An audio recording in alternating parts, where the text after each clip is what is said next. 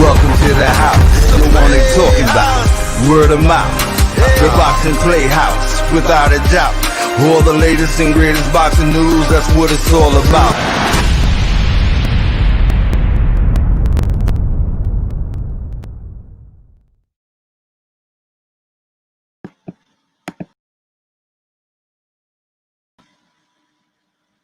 Welcome to Boxing Playhouse, and this is Sakura A, and I got Emilio Santana with me tonight. What's up, y'all? What's up? We got so much to talk about, but you know what I have on right now, huh? I see that. You see, this is in honor of all the Showtime, fights that's coming up. Right, I see that. Starting August 1st. I mean, I'm so excited. We got some legit competitive fights. And there's nothing I like better on After Dark series than to talk about some competitive fights and some K to the O. What you think? Who's getting knocked out? I need to know. Emilio Santana, you're the expert on this because you know I love a good knockout. So who out of all the bunches of fights did you think is going to give me that knockout? Wow, I think, the one with Charlo coming up. Jamal Charlo and Banana. I think that's going to be some fireworks right there. Both of them got power. We've seen Banana power, what he did to J-Rock, and our good friend Sonny Dewison down there getting some work, sparring with him down there. So that's one I'm looking forward to. The Tank, Santa Cruz. We talked about that. I don't feel Santa Cruz is physical enough for Tank. I believe Santa Cruz is going to end up getting stopped, my opinion. But that's a fight. That's a good fight that's coming up. A lot of people looking forward to. But personally, I don't think Santa Cruz is physical enough for Tank. Tank was getting red calf for welterweight some problems the other day in sparring. He was making red calf. The red calf was a welterweight. You know what I have to say to all this. I mean, I don't know if you know, but there's some allegations that Red Cash was kind of set up for failure, and basically they told him not to post what he wanted to post. You know what I'm saying? But now they got this tape where, probably in the 5 seconds that Tank was doing good. You know what that sound like to me? What's that? Exactly what that sound like. That sound like that Paulie Malignaggi, Conor McGregor? Yes. That's what that tape sound like. That tape where only certain footage was shown, that might have made Tank look good. I don't know. So until some more footage come out, I got to go with Tank. Tank getting the best of Red Cap. Okay. Show me some more footage, and then we can talk about it. I mean, yeah, we need to see some more footage, but I mean, we still have yet to get that Paulie footage either. So, basically, I think we'll never see that footage. I mean, the strange thing about it was that, your boys, oh my God, they were so wrong, but they got into the action. And we got Teofimo lightweight in a division, and we got Tank's stablemate. I forgot his name just that quick, but I posted it on our Boxing Playhouse page. Those two got on IG, and they basically had a roasting for Tank. They were talking about how fat he was, how he looked like he was pregnant. And, it was all fun and games for me. I was like, haha, this is funny. And then the next thing you know, I was upset because they started talking about Baltimore, baby. Oh, man. Then they started saying words like he's half retarded or whatever. I don't like that kind of stuff. Roland, now isn't that his name? Rolando Romero. Yeah, Romero. I think they call him Rolly or something like that. But he's actually with the Mayweather promotions. Wow. So for him to talk about his stablemate like that, and he letting Tio just go on and laughing and stuff like that. It was all fun when they was making the little fat jokes. But then they was like, yeah, and give him credit because he's come from nothing. He has all those obstacles, and then he still is a world champion and became something big.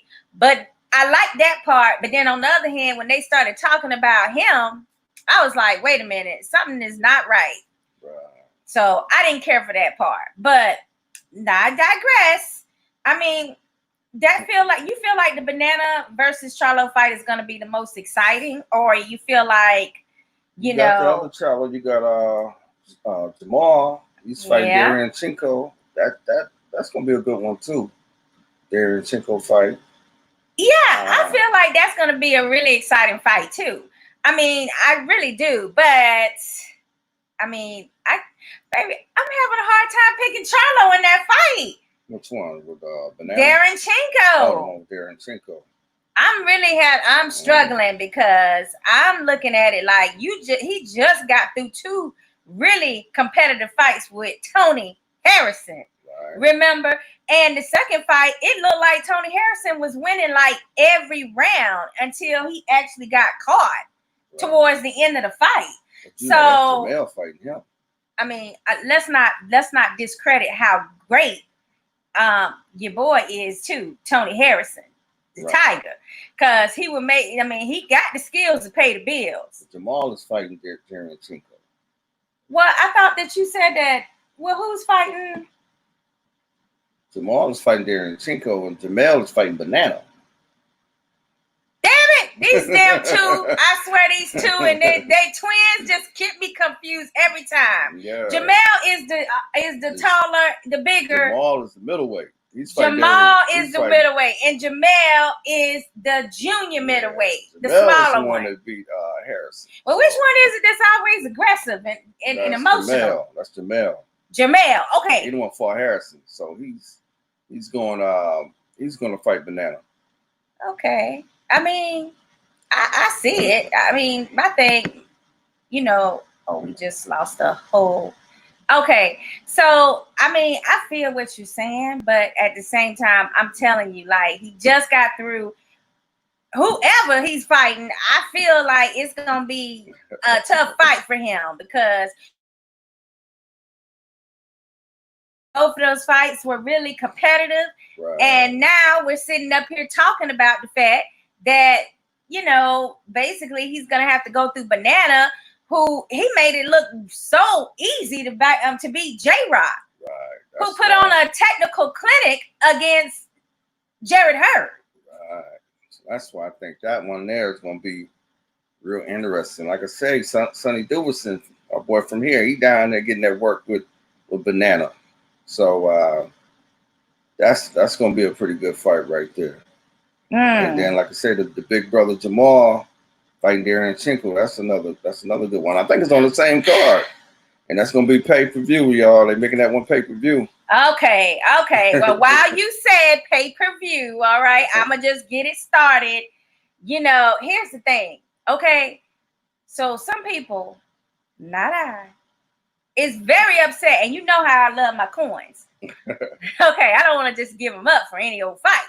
But some people are upset that those 2 fights are pay-per-views. Basically, one pay-per-view, people, same card with an actual really decent undercard. So, and I'm hearing that, what was the fight? No, it ain't. There was one more fight they were thinking about adding to that undercard. Oh, okay, cool. Well, either way it goes, my point is people are complaining about the pay-per-view. But you just got through complaining about Top Rank not being competitive enough, and there was too many mismatches. So I'm kind of confused. Like, I don't know. Yeah, I think the pay-per-view come with, not having the live gate. So I think that's what's going to, making up the slack. They're going to start charging for some fights that normally probably would have just been a Showtime, a regular Saturday night Showtime main event.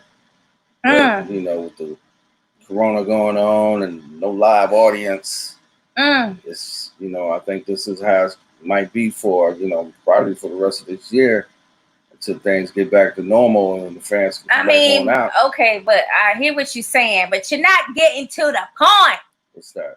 Do you think that this pay-per-view is worth it? Do you feel like Showtime is that 2 Charlos, okay, on the undercard? I believe it's Ennis Booth on that under.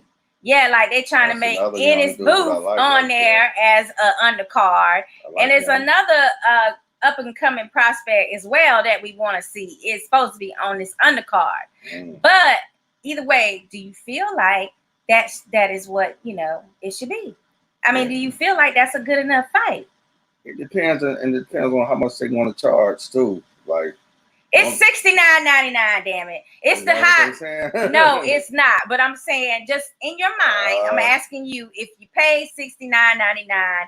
I mean, do you feel like a Charlo versus Daranchenko and a Charlo versus Banana Rosario is worth it with an Ennis Booth on the undercard? You know, people have been dying for some boxing so long. You know, we fuss about it, but come fight night, either you streaming it or you paying for it one way or another. You're going to do something. You're going to do something. You're going to fuss right now, but when fight night comes, trust me.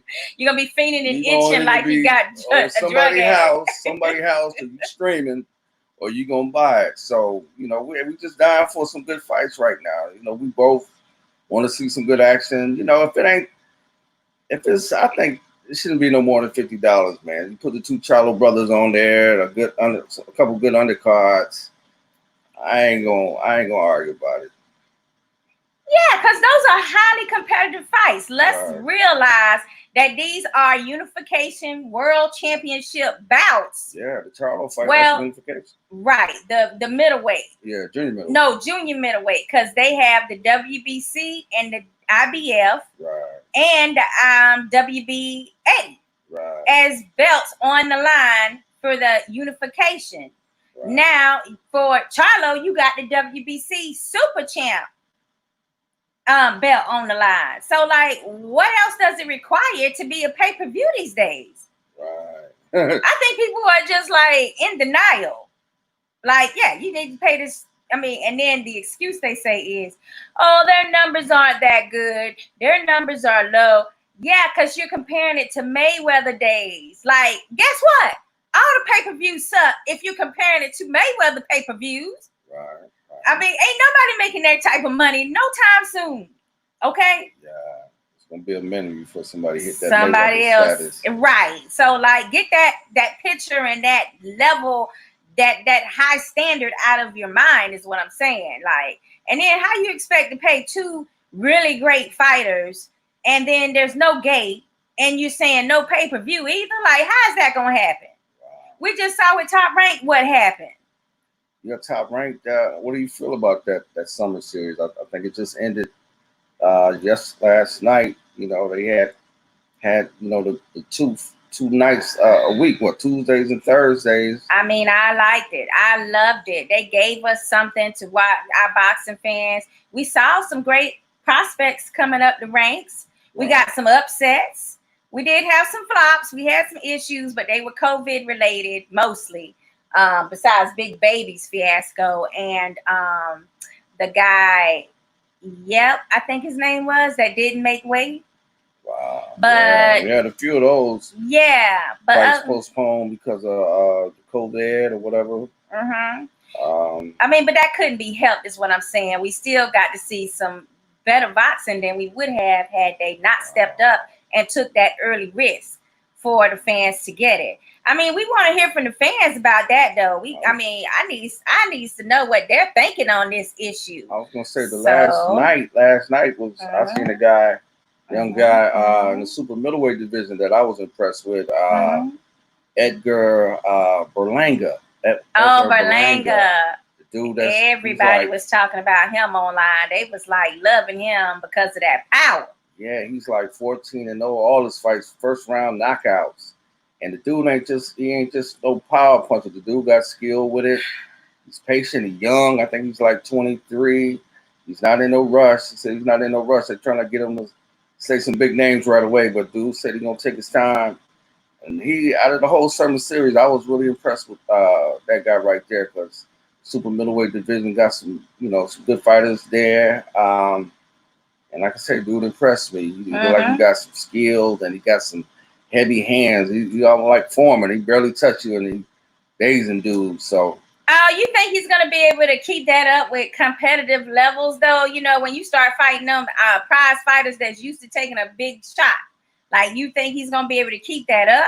Yeah, I think once, like I say, Really? the dude ain't in no rush.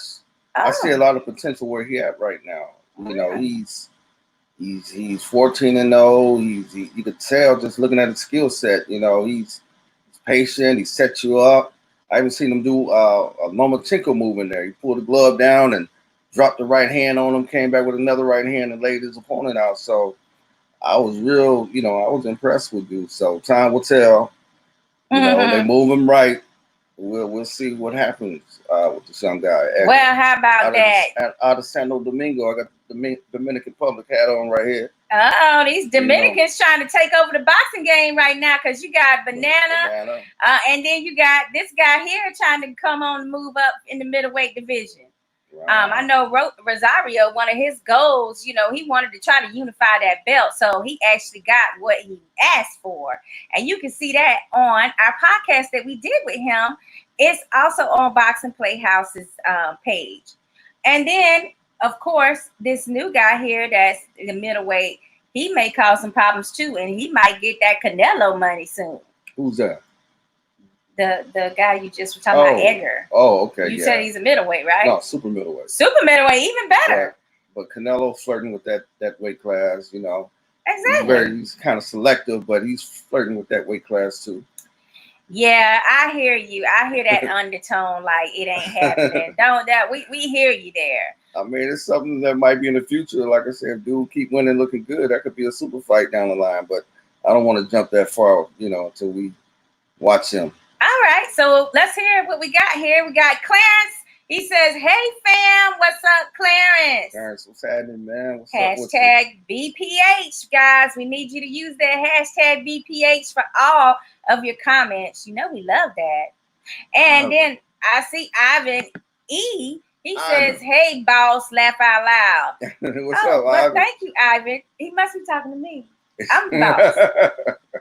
And then he says, "Hi, what's up?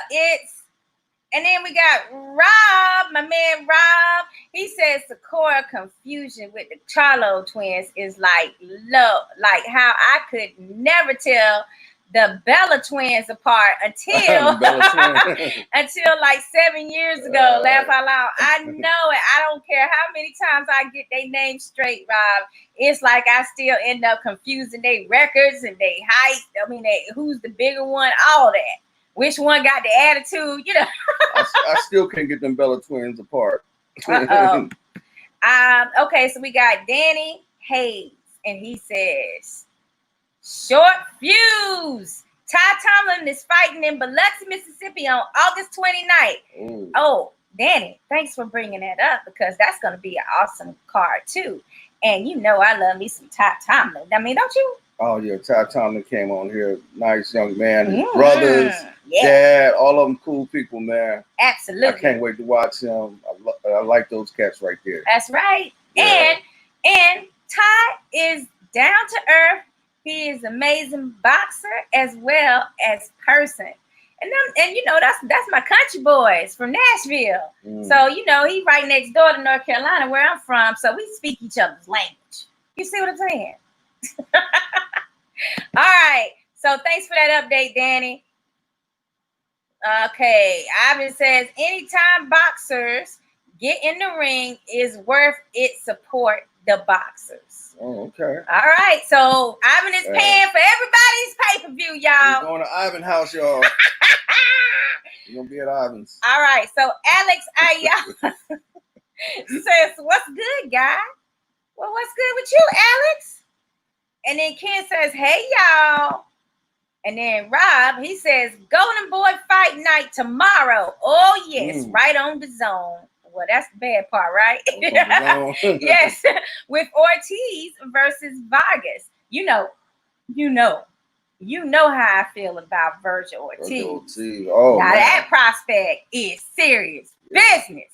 And I can't wait to see it. And you know what?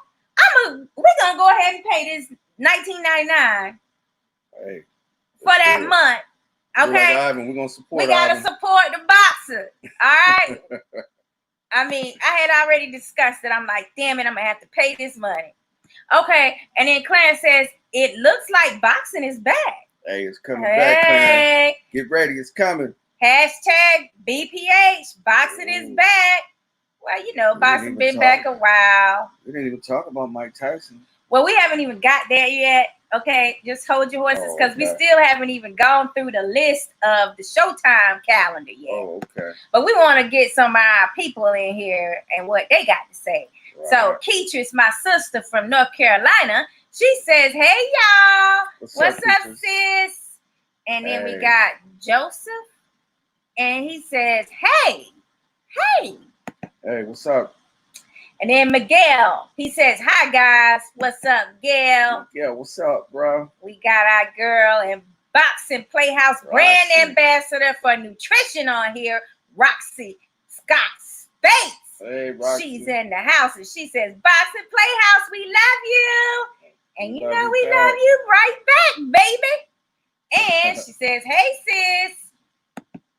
All right, and we got Rob. He says, I'm sure Emilio will get this reference. But if Berlanga goes 22 and with 22 KOs and all 22 KOs are in the first round, he'll surpass the Undertaker's WrestleMania undefeated streak of 21-0. Ha ha ha. Hashtag Boxing Playhouse. Wow, that's saying something right there. That is. Yeah, that's deep right there. You went there, Rob. You really went there. Okay. I hope he beats that record though. But doesn't that mean? I mean, I thought that Wilder already had that record. What's that? The undefeated? 22. I mean, more than 21 in KOs with 21. This dude got first round knockouts. I don't know if Wilder's all his. Yeah, I'm 14 with first round in that. I'm not sure. It had to be the first 21. Being KOs, it didn't matter what round it is. I don't guess. Rob, let us know. And then Nice had Emilio. Oh, nice hat, Emilio. Clarence says. Oh, appreciate it, Clarence. Yes. You know I got 1,000 hats in the closet, man. He really I got a Yankees hat too. He really do. I got the New York Yankees in the closet, Clarence. And then that's crazy. Hashtag Boxing Playhouse. And then Boxing Meets Beauty in the house. What's up, ladies? Y'all go ahead and make sure you sign up over there and go to Boxing Meets Beauty on IG and Facebook as well as Twitter. And, you know, just sign up for them. And we miss you guys. And then Roxy says, hashtag BPH. All right. Yes. And, you know, we got to go ahead and get our sponsors in here, too, because you know, we got some great sponsors and they deserve our time. Definitely. Yes. So let's go ahead and give our shout out thanks to T&K Collisions, Auto Collisions. And then we're going to give a shout out to Making It Happen Mobile Detailing here in the Tampa Bay area. They be making it happen. They making it happen. They making it happen. They getting that Rona out of your cars, okay? So don't forget the inside of your cars, people, while you know, driving around, getting in and out of the car. It needs to be disinfected and clean good. And plus the outside need to be all shiny. So Making It Happen Mobile Detailing. And that's Marion Moody. You can find his information on Facebook. Or you can just hit us up and we'll just go ahead and forward you his information too. If it's an emergency. Yes, it is an emergency. Then we got Brittany Photography. Don't forget Brittany. Oh, man, Brittany is making it happen too. You know what I'm saying? You want to get those photoshops. You want to get those photoshops? Get that look. Get that look. You want to get that look. You want to get that fresh intro. You know, you want to get that, what's she working on now? Superstar. Yes. We got it. Photography as well, photo shoots, the whole gamut on the technical end. So let's see about that. And then Alonzo Sampson, she says, Boxing Playhouse, love y'all. And then Danny Hayes, he says, did you tell everyone about 7-year fight in Biloxi on August 29th? Not yet. We're trying to get to all these fights, guys. Danny Hayes, give me a minute, man. We coming, Danny. We gonna let them know. We trying to do what we can do here, okay? We'll let them know, man. For the first time in a long time, we've had like a lot of fights to get into. And then Clarence, he says they are beautiful family boxing playhouse. Hey, thanks, okay, Clarence. all right, okay. You too, bro. Where the hell is my compliment? Is all I got to say. You know that? Is it family? And no, he's talking about your hats. Oh, is that what Clarence talking about? Yes. Okay, we got Lawrence over on YouTube. What's up, Lawrence? Thanks so much for finding us on YouTube, man. Don't forget to subscribe if you haven't already subscribed, so you'll get the alert that when we go live. But he says, so lying to the... Oh, wait a minute. He says, stop lying to the fans. Oh, what we lying about, dog? What we lying about? Lawrence, what we lying about? Oh, stop lying to the fans, man. You frauds. Oh, bless your little heart. Okay. Well, you come on with your fraudster ass self. You ain't even got a damn picture up so we can see what the hell you look like. So who's really being a fraud? Hey, I'm in the open. You in the open? You know your name? Man, show you your see your face? Lawrence. Okay, Lawrence. Show your face before you start calling somebody else frauds around here, because I'll take you to school. Now, you get me off topic. I don't even know what you're talking about. All right. So Robbie says we need that hashtag. That's right. Hashtag BPH. And then we got Alana. She says Loving Boxing Playhouse. And then we got Bulletproof. Rob, you're gonna stop your mess tonight now. You bringing it all up. Hashtag BPH. Rob want me to put the vest back on. Yeah, you like that bulletproof vest you had on. That was BPH ready. Okay, Rodney, thank you, man. Looking good, looking cute, Sakura. That's what I'm talking about. That's all I require is a little something. Okay. And then we got Clarence says, thank you guys for your support. McClain's promotion is going good. Thanks to y'all love for it. Hashtag keep doing better and better and getting bigger and bigger, Clarence. Hey, we got big plans. We got big plans. That's all it is. You know, it's in the works. No problem. And then Amanda Swenson says, hey, from Ohio. Hey, Amanda. I like Ohio. There's a lot of nice boxes from that area. And then we got Boxing Meets Beauty. She said, don't. Too late. These people gonna stop messing with me, okay? And then hashtag Boxing Playhouse from Marion Moody, the Making It Happen mobile detailing dude of the century. Because he know how to clean your shit out good. So you need to get on there and holler at him, get his number while he's on here. Thanks, Marion, for your support. Thanks, Marion. And then we got Clarence McClain. He says, haters. Hashtag Boxing Playhouse. That's all right. That's all right, Clarence. Clarence, I'm going to take a line from Cat Williams. He said you ain't winning if you ain't got no haters. Okay. Well, shoot. He gonna he found out what haters. As long as you got haters, you know you winning. I don't think he was expecting me to come at him like that, though. All right, Boxing Meets Beauty. She says, don't mess with our peeps, Lawrence. Oh, that's right. See, I got backup. I got girl power, okay? Who run the world? All right, Mary Moody said, what's up, guys? You know the deal. And then Alex says, did I miss the interview with 10K with Booth? No, not yet, honey. We're waiting for Clarence now. I think he's finally popping in on us now. Uh-oh, he's in the car. All right, so what we're going to do is we're going to introduce him, right? And then we're going to go through this list of these Showtime boxing matchups. Okay. We're going to get his opinion on some of them. You're going to have to come up with a word for the night, too. Well, baby. It's going to be thumbs up or thumbs down, damn it. You either like the fight or you don't. We ain't finna go through this, political correct stuff, okay? It's like, I'm going to read the fights, and then you two, Emilio and Clarence, boo, Mr. St. Pete, you're going to tell me whether you like it or not, okay? Okay. All right, well, we got Kevin in the house. Kevin Smith from Combat Sports and Bare Knuckle Fighting Champs. He says hi. Kevin says hi. Tell Kevin hi. Kevin, what's up, man? Okay. I ain't seen you in a minute. Oh, okay. Yeah, I thought you forgot Kevin for a minute. You know, that's Kevin Kid. Man. We got to touch bases, Kev. Okay.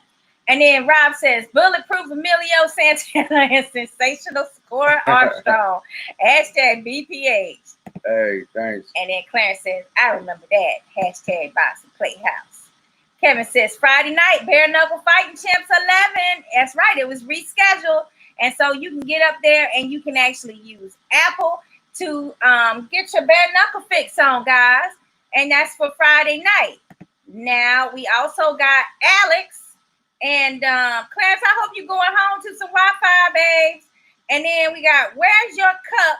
You guys not drinking up tonight? Well, I'm glad you brought that up.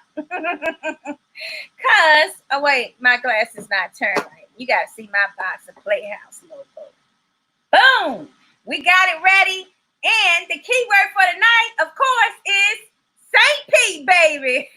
St. Pete. You know that. That's keyword. Mr. St. Pete Clarence Boo. He is coming at you right now. And let's go ahead and add Clarence to the list here. What's up, dog? What you doing tonight, Mr. Boo? Man. Clarence, can you hear us?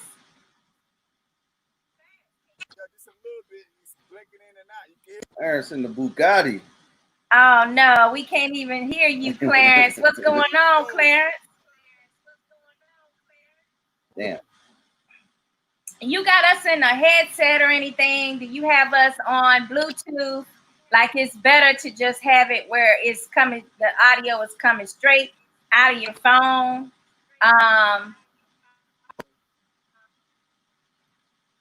Okay, say something to us. Say something to us, Clarence. Okay. Right. Oh, I don't think he can hear us. Can you hear us?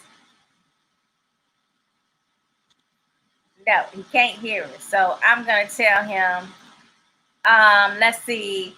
I'm going to give him Brittany's number and have her contact him and let him figure it out. Let's see. Clarence. Oh, my Lord. Clarence done messed me up here, baby. Oh, Kevin says that he's in the hospital too, baby. What you doing in the hospital, Kevin? Is he working? You got to get to the you got to get out of the hospital so you can get to the bare knuckle event Friday. Are they gonna let you out in time? I mean, I saw you at the doctor's office earlier, and I told you you need to listen to him. So yeah, you definitely gonna have to listen and stay out of trouble there. Now, everybody say a prayer for Kevin tonight so he can get up out of there and bust that joint. I know it's your heart, man. You got so much of it and you give so much of it away. You got to take care of yourself. Yeah, definitely. All right. So what? Okay. We're trying to get Booth on now. So in the meantime, okay, I see Joey is popping in now. So let's see.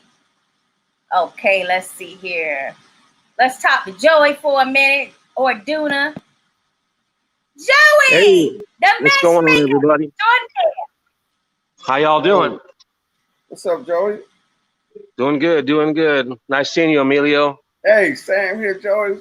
Same here, man. Well, Joey, we wanted to ask you a quick question or two while we're waiting for Clarence to get his audio straightened out. I mean, basically, he just signed an exclusive contract with T&K Boxing Promotions, and you're the matchmaker extraordinaire over there. So, what I really wanted to know from you is, what exactly is it that you love about Clarence, Mr. St. Pete? Boo! Well, Clarence and I go way back. Clarence has main evented, I think, 4 or 5 of my shows, and also fought on a couple shows where I helped him get on other shows. He's a tough fighter. He does not turn down fights. His 4 losses are all against people who are in the top 10. And the only other gentleman that was not in the top 10 was Maxim Dadashev, who passed away tragically 1 fight after he fought Clarence. So there's a lot of fighters in the area that they kind of tiptoe through their competition. They don't want to take dangerous fights.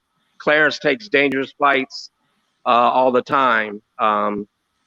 Sometimes that's good, sometimes that's bad, but he's got that dog in him that he's not afraid to fight. So he's a throwback type fighter in that instance. And me and him have a bond together. I think it was 2013 when I first put him on the show. My first show I've ever done as a promoter. And we've been friends ever since. We've actually traveled together outside of boxing just to have fun. His family's a great family. He's doing great things with the community. His brother, we all went out to Vegas a few times. So just a great person, family man, doing good for his children. Definitely looks out for his all his kids. And I'm glad to say he's a friend of mine, and I'm proud of what he's doing right now, and I'm excited for his future. Yes, I mean, he is very exciting and very explosive in the ring. That's one of his attributes that I love. And then on top of it, as you say, he has had some rough fights before. I mean, and the thing is, I think is the Dashadon. I think that's how you say the boxer that he fought that passed away. In the Donashev. Donashev, yeah. Yes. That was very unfortunate. And then also he had the loss to Lipinyak, which is why we're going to play that game with the Showtime list in a minute on all these fights, so he can say up or down on whether these fights are good or not. But I mean, yeah, definitely. And I mean, I know you're out taking care of business, and still y'all work 24/7. I believe T&K Boxing, but the proof is in the pudding, because you've been able to make some great things happen here recently during a COVID period. On top of it, so we're very proud of you guys. I'm not gonna keep you on here too long, but is there anything? I'm good. You can stay for a minute. Yeah, I can stay there 5 minutes. Wait till Clarence gets on. I want, like I said, we're excited at T&K Boxing to have Clarence, Jose Ocasio, a recent signing. We're very appreciative of Boxing Playhouse for what you guys have done. Like I said, we see each other in Vegas. It's like a family. We enjoy your company, enjoy working with both of you guys. And like I said, we were really excited about, I know 2020 is kind of bad because of the COVID situation, but 2021 is going to be a big, big year for T&K Boxing, especially with the new signees, and our other fighters are all on board. Just very excited. Can't say it more than that. Oh yeah, absolutely. And we appreciate you guys too. You were the first ones in the area to actually give us the shot and let us be a part of your marketing and social media team. So we really appreciated it. Yeah. And now you actually ended up giving us the idea for the podcast by accident that took off. So, I mean, yeah, we both got a lot to be grateful for when it comes to T&K Boxing. Yeah, it's awesome. It's awesome. Like I say, Clarence, I can't say no more better things with Clarence. You see the guys that he's lost to. Alex Salcedo is ranked in the top 10. Sergey Lipinets is #1 contender in the welterweight division now. And then Cletus Selden, the guy he lost to first, which is a guy I know Clarence would want to have the rematch because that was a BS fight. So we definitely want that fight. He's ranked in the top 15 across the board. So get Clarence 2 fights coming up, and he'll be ready for practically anybody. And like I say, watch out 140 and maybe even 135. I know it'd be crazy to see him at 135, but hey, if he can get down to 135, he's going to be dangerous, even more dangerous. But all those guys better look out because he's coming for him. Okay, and we got Alex. He says, what's up, Joey? One of the best matchmakers in the business. I can't say matchmaker now without saying extraordinaire for you, Joey. I mean, you have to accept that. You're just going to have to take that name and go with it. I appreciate that. It's a catchy phrase. everybody's calling me the matchmaker extraordinaire now. So I need to copyright and trademark that. Well, I'm great with names now. I'm the marketing genius when it comes to names. And Emilio, he's right up there with me because, Boxing Playhouse, that he gets all credit for that. Oh yeah, definitely. It's a unique brand. You guys have done well for yourself. You kind of switch it up a little more catchy, and that's why you got such a good following, and much success in the future, I'm sure, in 2021 for you guys as well. Hey, appreciate that, Joey. Thanks so much, man. Thank you. Yeah, appreciate that. And we love you guys. Yeah, can't wait to go to Vegas again, that's for sure. We ain't been to Vegas all together yet to really get it down the way that Boxing Playhouse can do. So I can't wait for y'all to experience that. I might even just put it up there where all boxing fans can just sign up to go with us out there one time, Joey. So we can really just go with a big crowd. That'd be awesome. Oh yeah, that would be a great thing to do, a great celebration. Right now with the COVID, Vegas is not like Vegas usually is. So it's probably best to wait till 2021 so we can do what we want to do and have a good time like we're used to having out there. I'm super excited. Go for it, Clarence. Mr. St. Pete, boo fight. That's what we're going to go for. Yeah, 2021, you might be seeing that. Yes. All right, so let's see what's going on here. Is our man Clarence, Mr. St. Pete, ready yet? Okay, I think he's ready. Baby, you better get the drink. You gonna set it. Okay, but first let me introduce Mr. St. Pete, Clarence. Boo! What's going on, man? Oh wow, we still can't hear him. We still can't hear you. I don't know why. Joey, do you hear him? I don't hear him either. You hear us? I hear you. Yeah, I hear you.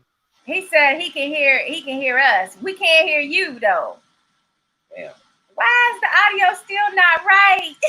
That's why you done went to the gym. Clarence, log off and then link back on to us and make sure you approve the audio. Give the app permission to access your audio. Okay, he gonna go offline and he gonna come back again. Guys, I know y'all been waiting and anticipating Clarence. And well, we had a couple of Mr. St. Pete's in there, so we need a drink. And Joey, you know better. You keep coming on the show without your drink. Yeah, I'm always on the run. We're actually at a venue right now. But yeah, next time I'll have a drink for sure. I was planning on getting home and I had some beer in the cooler, but hey, I didn't make it home in time. I know that's right. Okay. So I'm excited. November 6th, the St. Pete Marriott on Roosevelt Boulevard. TNK has done it there multiple times already with Clarence, Mr. St. Pete booth headlining the show at the Hall of Fame.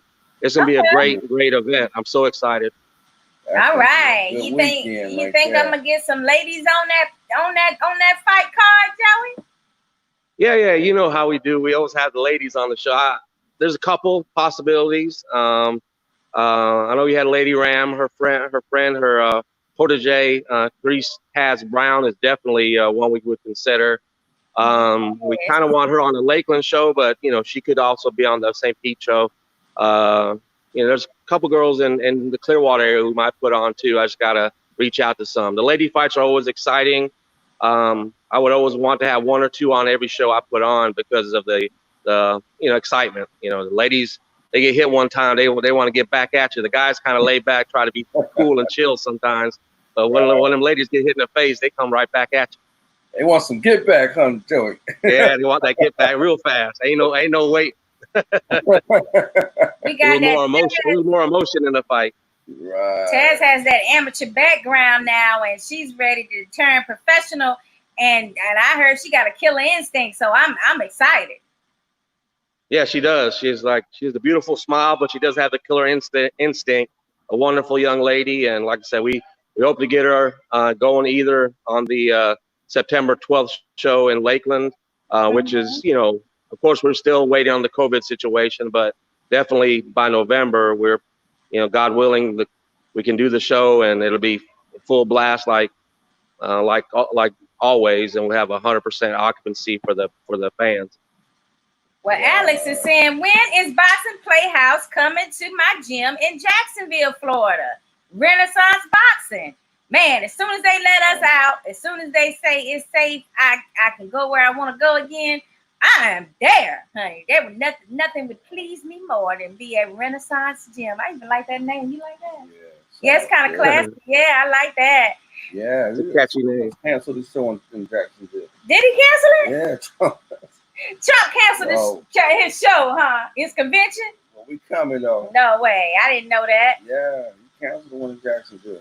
Okay, so we got Clarence. He says, is there anybody Clarence has his eyes on in the division? Well, we're going to talk about those divisions a little in a few minutes here. Hopefully, we're going to talk about it because, I thought he was at 147, but, last night during the signing, he informed me that he's going to drop down in weight to maybe 135 to 140-ish. So, I have to readjust my thinking when it comes to Clarence and who I want to see him fight. What about you? Yeah. Joey, wait, who you got? Yeah, he wants to fight. Yeah, he wants to fight a 6-rounder in his first fight back, and then probably an 8-rounder in the second fight. And after that fight, there's plenty of opportunities. There's at 140 is probably the target right now. Maybe a faded ex-champion like a Mike Alvarado, Brandon Rios. Those type of guys would be perfect for his third fight.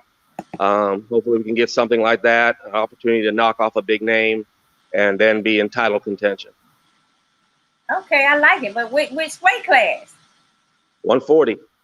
140. Okay, that's that junior welterweight for you guys that don't know. We got some heavy hitters down there. They like to be body punchers. Mm-hmm. We got Pro Grade that likes to be a body puncher, and my man Ramirez, both body punchers. So Ramirez is a very fights right there. And we got Boxing. Ramirez is a very good fighter. Boxing Meets Beauty. She says Taz is incredible and in and out of the ring. # Boxing Playhouse. You know that. I love it. I think Taz is ready to go. Hopefully she can get on that card so those Boxing Hall of Famers can see her that weekend. Joey, the fight I'm hoping you can put together, and I know you can do it.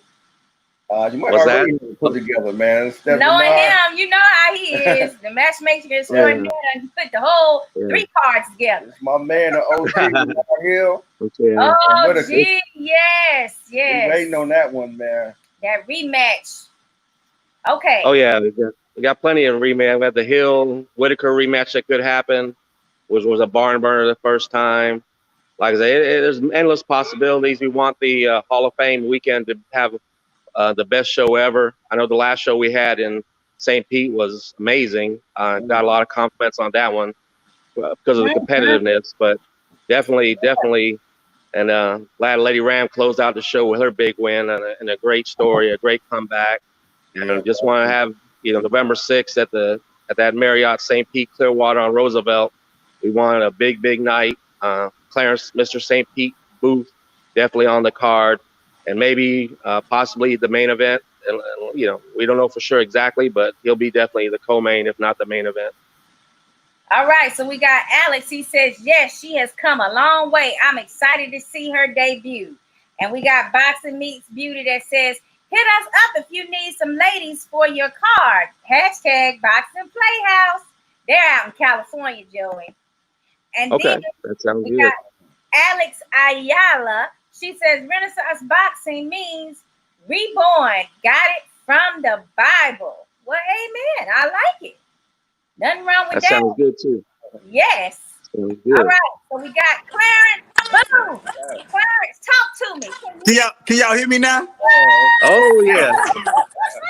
Oh, God, we got it now. We got St. Yeah. You know what? Yeah. Listen, the word of the night is St. Pete for Mr. St. Pete. So All right. 727. You know we love that. 727. How y'all doing this evening? Man, we chilling, Clarence. How you doing, man? Feeling great, man. Feeling I strong, I man. see You know you what at I'm the saying? gym. I see you. Huh? I see you at the gym. Oh yeah, I had to put up somewhere, man. My man, New York, in here working. I called him in here. Okay, the All famous, You right. know what I'm saying? famous This is a St. good Pete spot. Boxing Club. This is a good spot to talk about boxing, right? Yeah. Absolutely. Perfect spot. You know I love that gym. That's like home For for us. real. A lot For of Yeah. real. history. A lot of history right there. Yeah. So, Yeah. Clarence, I've been excited to talk to you because first I wanted to get to the fact that, you yourself have had a challenging, like, your young life was kind of challenging, and I wanted to dab into that. And then I like the fact that you knew Lady Ram from back in the day too, and how she's been instrumental. So can you tell us a little bit about that part of your life? Um. Yeah. I mean, I can't go into fine details, but yeah, you know You what I'm know saying. I what? can Ain't nobody asking for your definitely. Hey, no, listen. No, I mean, just like any other, person that come from the situations I come from. I guess my spirit was strong enough to do something else. You know what I'm saying? Like, Mhm. um, I can't really say, you know what I'm saying, with words on how it happened, but it happened, man. I just wanted to do something else with my life. You know what I'm saying? I wanted to be a better representative for my kids and my community, and it just happened. You know what I'm saying? And like I said, the childhood thing. It was just like I said. I didn't grow up with a father. I'm not using that for no excuse. I had a single mom. Miss Peggy. She hold it down for 5 kids. You know what I'm saying? And we was out there. We came up in the we was exposed to everything. You know what I mean? Let's put it like that. I was exposed to everything. So, you know, um, I fought hard to get away from it, and I did. You know what I mean? I went through my legit camps and all that. You know what I mean? Figured it out at a decent age to make a new start, and that's what I mean. I took it. I can't really, like I said, I can't really go in depth with you on that. You know what I'm saying? Because it's deep. I might incriminate myself. I can't do that. You know what I'm saying? So, Hey, hey, that's but you right know what I'm there. saying? That's Make a long story short. I want to incriminate Yeah, yourself. make a long story short. Make a long story short, man. I'm just grateful that God brought me to a different, gave me a different identity. You know what I'm saying? I got a different identity now. A lot of people don't remember me from being that way. You know what I'm saying? So, I'm and Lady Ram, was a big part of that. The reason why I say Lady Ram, because I even though I came in here, I came up here to this is Boat County. I'm sorry, St. Pete Boxing was the first gym I ever been into because I'm from here. You know what I mean? And I ended up moving out to Polk County. I ended up moving out to Polk County. I had a little friend out there, whatever, girlfriend, and I moved out there. And just so happened, I got ready to move back, but I ended up going up to the gym. I ended up going up to the gym and seeing Lady Ram, meeting Lady Ram. That I had no idea that she was around the corner from me. I had no idea that it was even a boxing gym around the corner from me. You know what I mean? When I was up there. So by the time I got back, I don't know. I think I remember running down the street one day. A matter of fact, driving past one day and like messing with my seatbelt, and then looking back and noticing there was a gym in the corner. And I've been living up in Polk County for almost 6 months, working different jobs. You know what I'm saying? Trying to go back to school, but wasn't too successful at it. You know what I mean? And like I said, boxing ended up catching me when I ended up reconnected with Lady Ram because she was a assistant principal or a dean or something at my JIT camp when I was in the JIT camp, and she always believed in me. She always been one of my biggest, biggest supporters. And when I got out the legit camp, I end up being in Polk County, and we just took off. Then the first day that we connected, I think I moved in the gym. Probably like 3 weeks, a month after I Really? started training. Yeah, I moved into the Oh. gym. Like later on, let me move into the gym. She told me, son, if you don't want to go back, you ain't got to go back. You can stay here at the gym. You know what I'm saying? And the way things was going out there with me, I had to make a choice whether I was gonna come back over here, or I was gonna stay in the gym. And I Right. chose to stay in the gym, and it saved my life. You know what I'm saying? It actually saved my life because, you know, a lot of That's things an that go on out amazing here. story. Yeah, I mean, yeah, after a week, I mean, basically, you're like in a totally new environment and you're loving the environment to want to actually yeah. stay there, you know, because Right, Lady Ray, she'll work your behind too.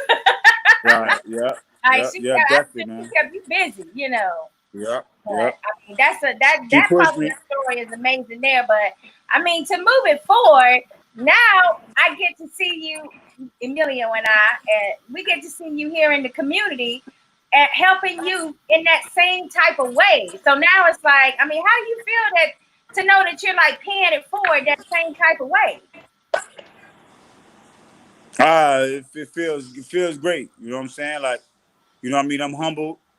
Um, just being able to be a good asset, man. You know what I'm saying? I mean, I get paid for what I do, but like it's the passion, man. You know what I'm saying? Like even if I didn't get a dime for it, I would still love it. You know what I'm saying? Just to be able to inspire kids and inspire people to do something great, better with their life.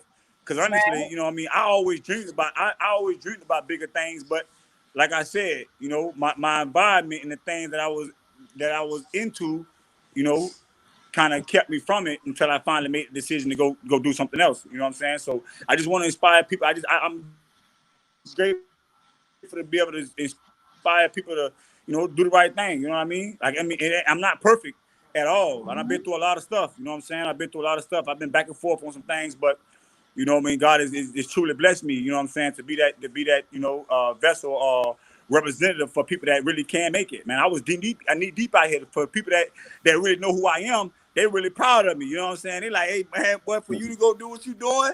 You know what I'm saying? That was, you know, that's just, it's inspiration, man. It's inspiration to them and everybody around them. And I love it. It's inspiration to me. That's what keeps me going. I go out to different stores and stuff like that. I go out when I'm outside with my kids, man. People always, you know what I'm saying, you know, congratulate me. And not even just, you know, just being a boxer, just me, you know, making that having that courage to change my life. You know what I'm saying? And people respect that. People love that. And I love it for them to love it. You know what I'm saying? So, you know, Yeah, just that's I it. gotta go. But I was gonna say definitely I'm always behind Clarence. I've seen him grow, and through a lot of his turmoil, I'm so proud of him for where he's at now. He's a tremendous fighter, a tremendous young man. I remember the first time I picked him up in St. Pete. I picked him up to go spar with another fighter. He was riding his bike, and then he was on a street corner, and then everybody, you know, how some people are, they kind of were giving him some jive about being the boxing guy. Oh, you're never going to make it. You're never going to make it.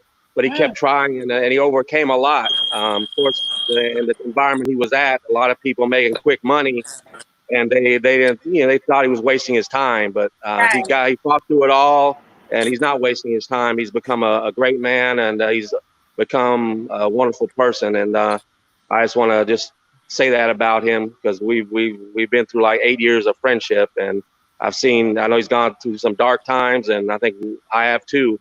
And I'm glad and proud of him to where he's come out today, and I'm looking forward to November 16th when he can put on for his city again. All the haters can come, all the lovers can come, but you know, Okay. Clarence Cruz gonna take charge. All right, Joe, and we love them words. I mean, you said it right there, them haters, you know, and they want to sleep on the Clarence does eat, boo. I mean, they done really lost their damn mind. They look, Yes. they eating crow bad. Eating crow bad. I mean, and that's the Yeah. thing about it. Like, you know, I love them too, though. we I here in love them. Tennessee and we know, you know, we know how people are with this grab me in the budget I love situation. them too, though.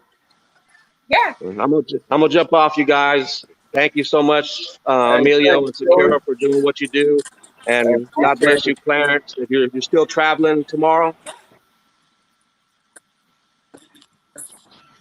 have a safe trip. All right, I don't guess he heard that part. Okay, Joey, that's good. That's good. This next are you Friday. still traveling? Oh, next Friday. Okay. Next I'll Friday. Yep, talk to you definitely, before man. then. Then Appreciate it, man. I thought it was this Friday. Well, God bless, and we'll talk soon. All right, we'll talk to you tomorrow. TNK Boxes, very That's it. own Joey All Ordona. right. Take extraordinaire. care. Thank you. All right, Clarence, we got right, you man. all to ourselves now. So you know what time it is. It's time for us to play this game that I got for us. It's all on these Showtime matchups that's coming up. I don't want to hear nothing but thumbs up or thumbs down. This is good and or this is this is bad. Okay, I don't want any of this political stuff. I don't want to hear none of these like I'm sliding out of the answer type stuff. I want a thumbs up or a thumbs down. Got it? All right. So we're getting ready to do this game where I'm gonna say the date for the Showtime matchup. Who the matchup is? I got you. Okay. So we're gonna have the matchup first and the date, and then I'm gonna say thumbs up or thumbs down. Emilio Santana, you too. Oh, okay. All right. So August 1st. I got you. I got you. I definitely got you. Uh-oh. Okay, so this is August 1st. We got Stephen Fulton Jr. versus Angelo Leo. Thumbs up? Thumbs down.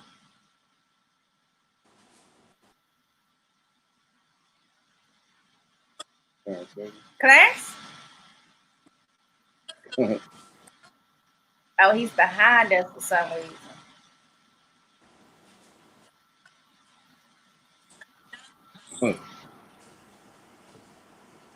I'm neutral because I really don't. Oh Lord, you done messed it up already. I gotta see those guys.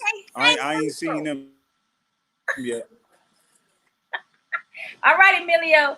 Clarence is leaving it on you, basically. Hey, I'm gonna give it a thumbs up. I'm saying thumbs up.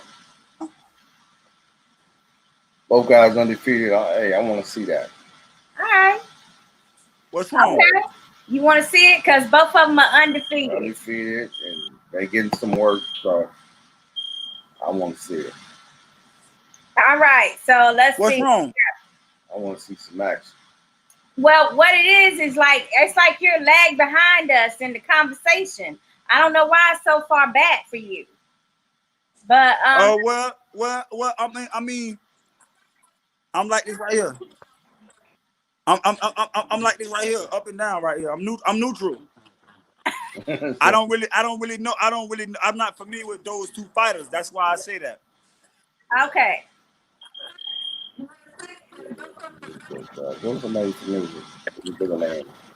I'm gonna go. See, the problem is he's like behind us. Okay. Second one, we're up to the second person. The second fight. I don't know. I can hear you good. All right, so the second fight is David Benavidez. That's on August 15th versus Angulo. He's called Romer. Man, I don't know. David Benavidez versus. Listen, is it a good matchup or not?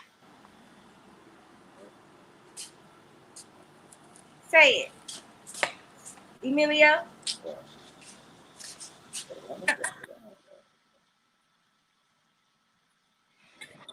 I know, Clarence, he's going in and out. Let's see. I like Benavidez. It's a good matchup. Oh, it's a good matchup. He likes that one. You heard me? Yeah. I like Benavidez. All right, he likes Benavidez. You like Benavidez? Yeah, I definitely like Benavidez. Yeah. Okay, so now let's see. I was trying to see if somebody else had one of these that they like. And let's see. Facts, boxing saves lives, Alex says. Well said, champ. And then Brian Meadows. What's up, Brian? We love Brian. And he says, hungry ass fighter. He's a dog. All right. He's talking about Clarence right there. All right, so we're gonna move on. We got Erickson Lubin. Appreciate it, Brian. Orlando. And he's fighting Terrell Gosha. You already know. I'm a Florida boy. Or Gosha. Good matchup or bad? I like my boy Lubin, man. You already know Lubin put that work in. You know what I'm saying? I don't really. It's a good matchup, but you know I know who's gonna win. I'm going for Orlando. I'm going for the Emerald City myself. I'm going for Lubin, baby. Yeah. What about you? Yeah, I'm going with Lubin too. I like Lubin. Okay. Well, I lost you, baby. Oh, there you go. Okay, so we're gonna move on along. This is the one. I got Sergey. Listen here. Your old opponent for October 10th against someone I cannot pronounce this guy's name. Abdul Tahara. 16-0. Yeah, the little Japanese kid. Yes. Yeah, I don't gonna lie. If he can move around, I think that's a good fight. That's a good one. I mean, that's a good one. I like it. Thumbs up. That's a All like right. one. I can't I get believe that one. this. Wow. Yeah. All right. So let's see what we got here. Now we're gonna go to the trilobies. We'll start with the middleweight. He's headlining the card. Jamal. Oh no, that's not right. Jamal Charlo. All right, versus Sergey Derenchenko. September 26th. Good matchup or not? Not really. I don't really like that. I don't really like that fight. I like the Charlos, but I don't like that fight. I think Charlos need to fight somebody a little more better than them. Like, you know what I'm saying? Like them boys top notch. I feel like they should fight top notch fighters. Okay, now let's remember that Derenchenko just had a real tight squeezer with Triple G. Oh yeah, well. Oh yeah. Oh, that's him. Oh yeah. Oh, you know what's crazy? I didn't even think about that. I didn't even what's name there. I didn't. That's the same guy. Yes, same guy. I seen that fight, but I didn't really remember the name. But you right. Yeah, you right. Okay. That's a good So one. now who you got? Oh yeah, hell yeah, that's a good one. See, I ain't know that. I ain't think about that. I forgot his name that quick. Hey, yeah, he definitely. I got Charlo, but Charlo, you better stay sharp. You know what I'm saying? That dude, Yeah. you know what I'm saying? That dude tough, man. That dude tough, and he know how to hit your ass. So, you know, how you hit it, know how to react to that hit. You know. What did I say? Ty Tomlin said they both solid fighters. Both solid Yeah. fighters. Ty said. Yeah. All right, Ty. Shout out to you. Yeah, definitely both top. All right. Huh? Clarence is missing his. I need you to tell us which way. We want everybody to participate and tell us who you got and if it's a good or bad matchup. What about you? Oh yeah, definitely. Good matchup for Charlo. You know, Derenchenko, he looked good against Triple G fight. He's a solid dude, so I think it's a good matchup. All right. Now we got the second Jermaine Charlo. He is the junior middleweight title holder, WBC, and he's going against the unified champion, Jason Rosario. So this is a huge unification bout. Yeah. Banana. This is a good fight. Yes. This definitely a good bout. Okay. All right. That's definitely a good like fight. that one. I see Charlo winning though. I like the Charlo brothers, man. I like the Charlo brothers. I ain't gonna lie, man. I like both of them. Yeah, they good, man. All right, who you got in that one? Oh man, I had to give. I think Rosario's gonna give Charlo some good work, but I'll go with Charlo for the win. You gonna go with Charlo? For the win, but I think Rosario's gonna give him a good fight. I'm gonna break the grain. I'm going out on a limb. I'm going for Rosario, guys. I'm going for Banana. I believe he shocked the world. He had time to actually train in his last fight, and J-Rock was not ready after he had just put on a serious clinic against my boy Hurd. And so I know he got some boxing skills because he had really confused J-Rock in that fight. So with that being said, he's got the power, the height, the strength, and the conditioning is important too. So I'm gonna have to go out. Yes, I have to go against Charlo, and I hate to, because I really love those guys. Yeah, we had Jason on the show a couple months back. Remember? We did have him on the show, and he said he wanted that unification bout too. Yeah. And I'm so surprised that Charlo actually went with it and agreed to that fight, especially after having this layoff. So that's another fact that we haven't factored in too. Because it's trying to get this money, man. Yeah, it's trying to get this money, man. Yeah, it's time to get that money, man.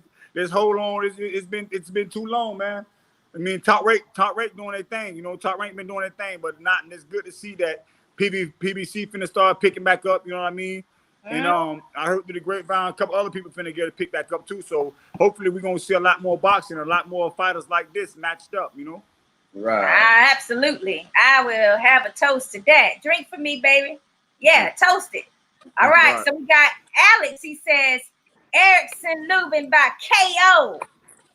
Yeah, I think so. Clarence, we still can't see your responses for some reason. I can't see who you choosing. All right. So who else we got? Okay, and Alex said David by KO as well. So he's thinking everybody's gonna get KO'd in this fight. Now I'm gonna start with this one. This will be the last one, guys. We got Javante Tank Davis versus Leo Santa Cruz, and it's being fought at super featherweight. But there's also a lightweight title on the line too with WBA. And this is October 24th. Hey, I'm telling you. Hey, we need to be talking about Mike Tyson and Roy Jones Jr. We're gonna get to that next, but let's finish this. You're gonna all right. This one. Yes. I'm sorry. Yes. I'm sorry. You're right. Okay. You got to answer this now. Okay. Okay. Tank Davis, concentrate. Tank Davis versus Leo Santa Cruz. Who you got? I got, man. Leo. I got Davis, man. I got Davis, man. I like Leo, man. But I really like Leo. I really like him. I really like his character. You know what I mean? He's like a real humble dude, and just a great, just great athlete. But Javante Davis, man, I ain't gonna lie, man. That boy right there, man. I'm a big fan of him, man.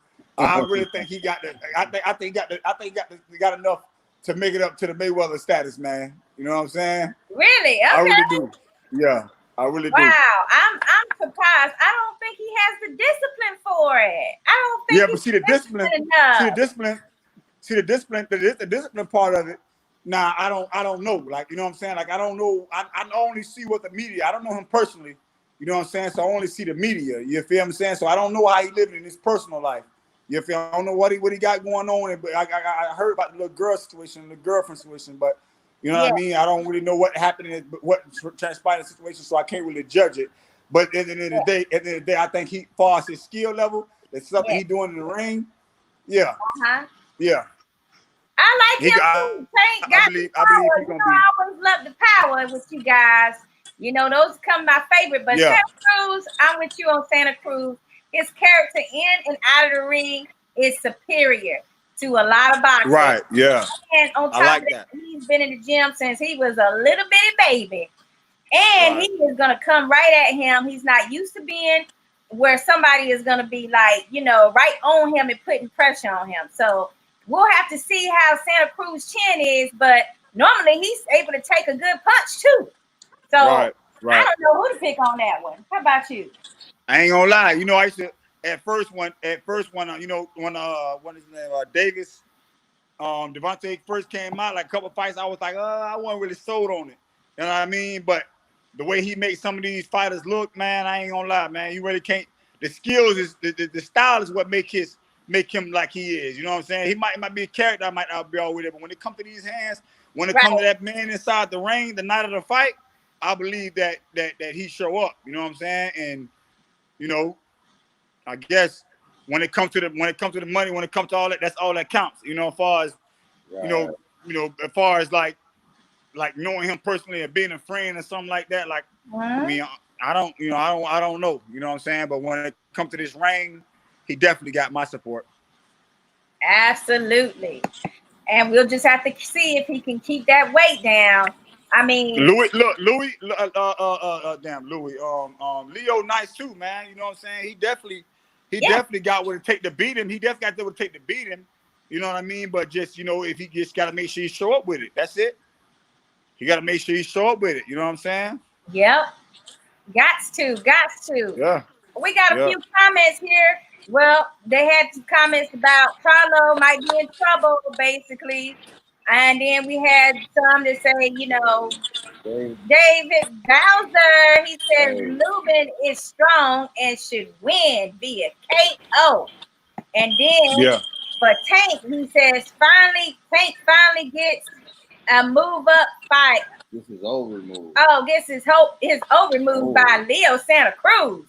Uh-oh. And then David says, Clarence, do it. Go with your head and gut. Don't go with your heart. Laugh out loud. And then we also had Clarence saying that you're the future. Would you like to fight a Jamel or a Jamal Charlo at some point in your career? Yeah, I mean, hell yeah. If I can get up there, but I'm not really that big, but I definitely would fight. You know what I'm saying? If that opportunity presented itself, you know. Yeah, why not? Get that money, like you say. But Clarence, you kind of dropping weight, ain't you? Right now. Yeah, I know I'm dropping weight, so that's what I'm saying. Like, I really don't know how to answer that, but at the end of the day, like, I'm a warrior. You know what I'm saying? Like, I'll fight any goddamn body. You know what I'm saying? But at the end of the day, like now I got to be more smarter. I have to be very smart. You know what I'm saying? It's strategic on how, you know what I'm saying, on how I accept my fights. You know what I mean? But you know me, man. I'm ready to fight anybody, man. I got a big heart, man. I ain't scared of shit, but God. You know what I'm saying? That's it. Now, hold on a minute, though. Now, so what if they offered you a Leo Santa Cruz fight? I lost them right then. Okay, I'm sorry. You say what? Sorry, I'm back. Okay, what if somebody offered you a Leo Santa Cruz fight at 135? Let's say. Man, that's right. Clarence can't make that. Let's just say I'm going down to 135 tonight. Oh, tonight, huh? Tonight. If it was going down 135 tonight. All right, y'all heard it here first. PBC, I hope you listening, okay? Cause getting that call, cause he's saying he'll do it. Clarence, who the toughest dude you fought in the pros? The toughest.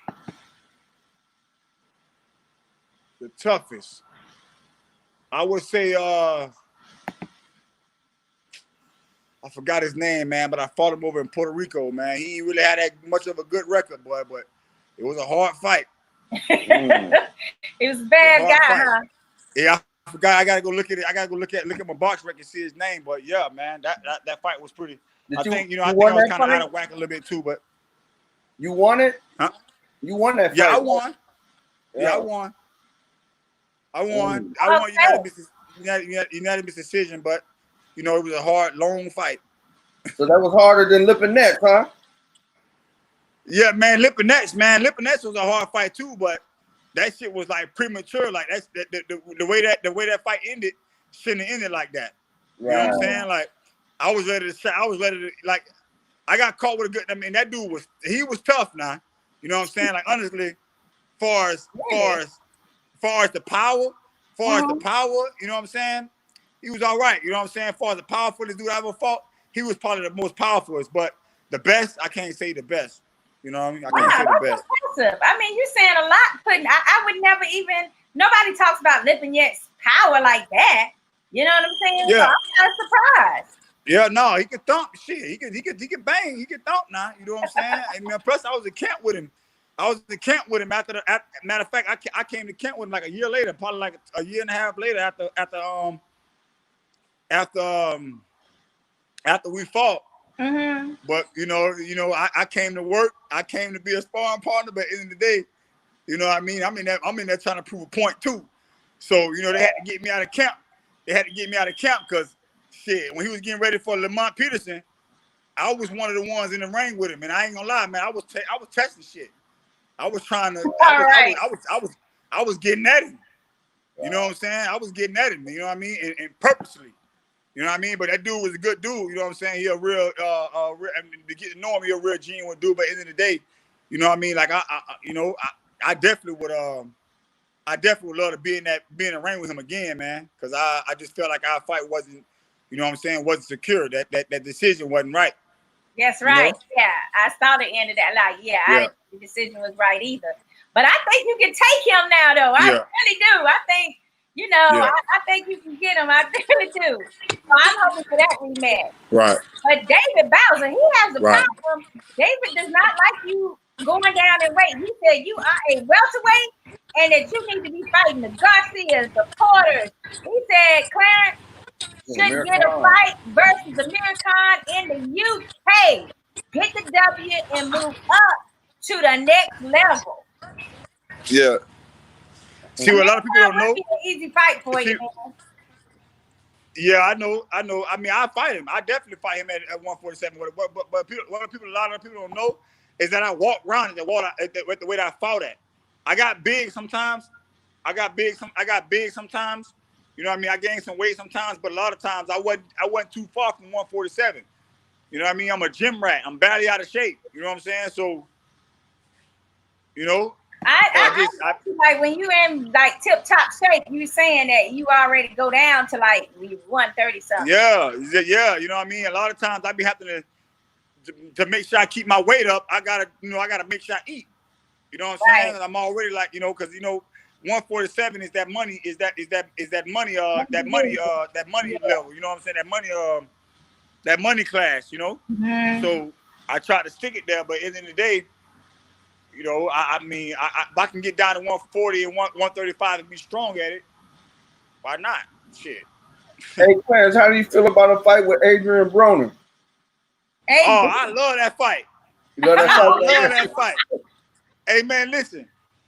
After these couple fights, I'm going straight for the big names. I'm going straight for the names. I'm going straight for the names.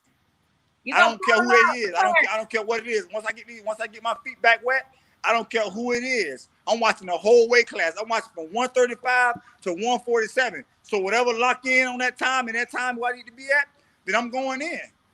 Okay, so I want you to come back on Boxing Playhouse and call him out here on the show. Yeah. And then, I definitely will. Well, David says maybe you could get a Mikey Garcia for sure. Yeah, see that for sure. For sure. I can get a Mikey Garcia for sure. But time and tell. Right now we're just trying to get back in the ring. You know what I mean? We'll get there on another level. Right now I got to get past these next couple fights. You know what I'm saying? And I'm focused on that. And once like I said, once opportunity presents itself, then I'm game, man. You know me, I don't turn down nothing, and that's probably why I got 4 losses. I turned down shit that didn't favor me. Right. You know what I'm saying? Like things that didn't favor, they didn't favor me, even though I was prime and good for the fight. Just the you know what I'm saying, the situation wasn't favorable to me. If you know boxing, you know what I mean. Yeah, especially the fact that they'll call you last minute too and try to make sure you ain't in the best. Right, and it wasn't even. Sometimes it wasn't even that, because I came to fight these guys. I was in top shape. You know what I mean? But just and like in the game, man. If you end up getting a good shot, like I'm gonna survive. I done came back. I done got hurt. Some of the wins I got and some of the knockouts I got, I done got hurt early in the fight and came back and knocked somebody out, knocked my opponent out. You know what I'm saying? So specifically that day, I'm way past it. I'm looking to my future.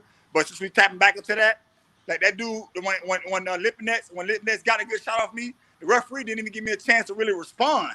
Right. You know what I'm saying? Like I would have shook that shit off. Like I was already waiting to see him make a mistake, because he was trying to take my head off. I was trying to make a mistake so I could, you know what I'm saying, so I can capitalize. But I didn't even have that chance because the referee already knew what time it was. I was already rocking his ass. I was already banging with him. You know what I'm saying? They weren't used to that. They weren't used to that at all. Mm-hmm. Yeah, sometimes them refs, they don't be right now. They be on some other type shit right there. Now David Bowser, he says that you will shut AB's mouth up He said, go over there to his yapper and take him down. Take him down. Okay. And then he's like, let's see what he's saying here. Clarence Booth, where do you want to fight at and wait? It was 140, 135, and 140. And then Clarence McClellan says Devin Alexander, maybe. Boxing Playhouse. Devin Alexander. He's getting up there, but that's a good name to have on your record. Yeah, on your resume. Yeah. Yep. All right. So let's see. Let's read one more. Oh, I lost him. Okay, we'll read this one more comment here. It says, David Bowser, great call on that one. Devin needs to get back on track and would be perfect for Clarence to steal his thunder. And then Clarence says, good fight. Then David Bowser says, Emilio Santana, where is that core vodka? Oh, that core vodka is good. Oh, we're ready to endorse it. We're ready to do that sponsorship with Core because that liquor is jank now. We need some more of that. Yeah, we like some more of that one. Now, no hangover and all that, it's a little bit more smooth to the touch, to the taste buds. I really enjoyed that one. You like that one, David gave us? That was good. I like that other drink, David. Well, that one disappeared. Remember the little David, what else you gave us? We can't even talk about it. I think Ro got one of them. Yes, I think Ro got some of that one. And then you gave me some wine too. Like, all of it was good. I mean, David got to get invited to every party from now on because he knows how to gift. Oh, yeah. Yes. He know what liquor to bring us. Okay, so now what we're going to talk about. Clarence coming back. Oh, man, I hope Clarence is coming back on. Oh, he said his Brittany, our technical person, producer, director, she says that his phone might have died. Oh, damn. So, that's not, I hope that it didn't. To an outlet. Yeah, and let's see. While we're waiting on him, he was right. We were going to get to the Mike Tyson and Roy Jones Jr. boxing match that was announced today. It's so exciting. Right now, we're getting the date of September 12th, tentatively. Of course, that depends on the COVID numbers and where the states get shut down. But right now, we got a heavyweight champ versus champ bout scheduled with Mike Tyson. That's Iron Mike Tyson. And Florida's very own Roy Jones Jr. Tell me what you think. Well, this fight here was talked about years ago when they both was like in their prime. Yes. It was talked about, but nothing ever happened. Right now, Mike been working out, putting up videos, looking dangerous, and I don't know. Even if it's an exhibition, I just feel bad for Roy Jones because Roy don't look like. I don't think Roy can take the punches that Mike Tyson have, even at the stage. Roy ain't looked too good in his last. Roy fought, maybe a couple years ago, and he, Roy was getting knocked out, man, and so I don't know. Well, I just think it looks bad for Roy Jones. You guys, we waiting for your comments on this one. We want to know what you think. Is this for real? It's supposed to be an exhibition fight, first of all. So nobody's probably not going to get knocked out unless it's like Lady Rim versus Gwendolyn. Remember that? When we all thought it was going to be like an exhibition, retirement type fight. And them women got in there and they was slugging like that was like no tomorrow. I was like, ooh, I was just like shocked. Like, what just happened? Those were some of the loudest punches of the night. They really were.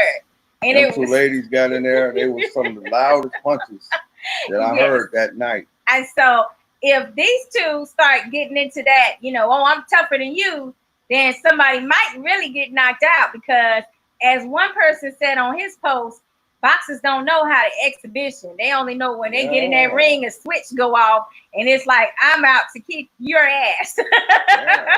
Especially one of the guys, whoever lands something nice and the crowd react, man, the other fighter going to be, they might forget about this exhibition, right? And then Clarence said that fight should have happened 15 years ago. Hashtag BPH. You ain't lying. And then he says, Emilio, don't do it, man. Boy, like that. Don't do the man like that. You know, I like Roy, man. Matter of fact, I'm 2 days older than Roy. We were born 2 days apart. Year. Oh, okay. I'm 2 days older than Roy Jones. So I like Roy. I just, you know what? I always said the perfect ending for Roy would have been when after he beat John Ruiz for the heavyweight title. I thought that was the perfect exit for Roy Jones. But he came back, he fought Tarver, you know, he won the first fight, then got knocked out and lost all that weight. Yes. If Roy would have just retired right after he beat John Ruiz for the heavyweight title, man, Roy, I always tell people I feel like he could have been arguably, you know, one of the best top five fighters of all time. Is what I'm trying to say. So, okay. But he hung around, and to me, it's kind of tarnished his legacy a little bit, you know. I believe his last fight was in 2018 against the Russian, that last professional bout over in Russia. So we're at a point now where, you know, I guess he's more in fighting shape because Tyson hasn't fought since 2005, I believe. Right. So, and you can check out my article on that with more details on whether or not this is going to be a heavy hitting, like multi-million-dollar contract type fight, or if they're going to screw it up by not doing it the right, proper way. Because, I mean, some stuff that's big like this that people been anticipating and waiting for, and the fact that Mike Tyson is now like an internet sensation with just being in shape and looking so good, doing his shadow boxing and mitts and things like that, that it's so anticipated. I mean, you know, Justine, my bestie, right? From the UK. She is crazy about Mike Tyson. She literally went bananas today when she heard that was going to be a fight. She wants to even watch it. So you got British fans out there. Like, this thing goes globally. And, you know, you can make so much money if it's done the correct way. So I'm like excited about that, for real. And the thing I was going to say, the thing about boxing, they always say the power is the last thing to go. You know, even when George Foreman came back, he still had that power. He was slow, but he still had that power. And like Mike Tyson, I feel like Mike Tyson still got his power. The thing that Roy Jones made him great was reflexes and speed. And when you start getting older, the reflexes and speed started to go. So that's what started making Roy more touchable.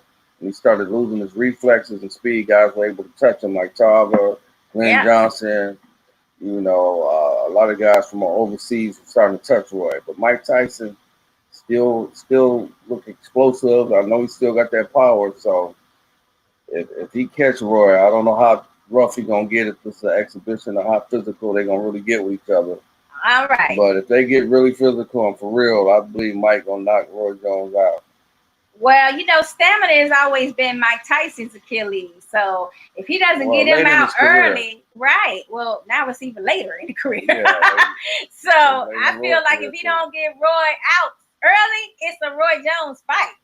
He can steal the thunder, baby.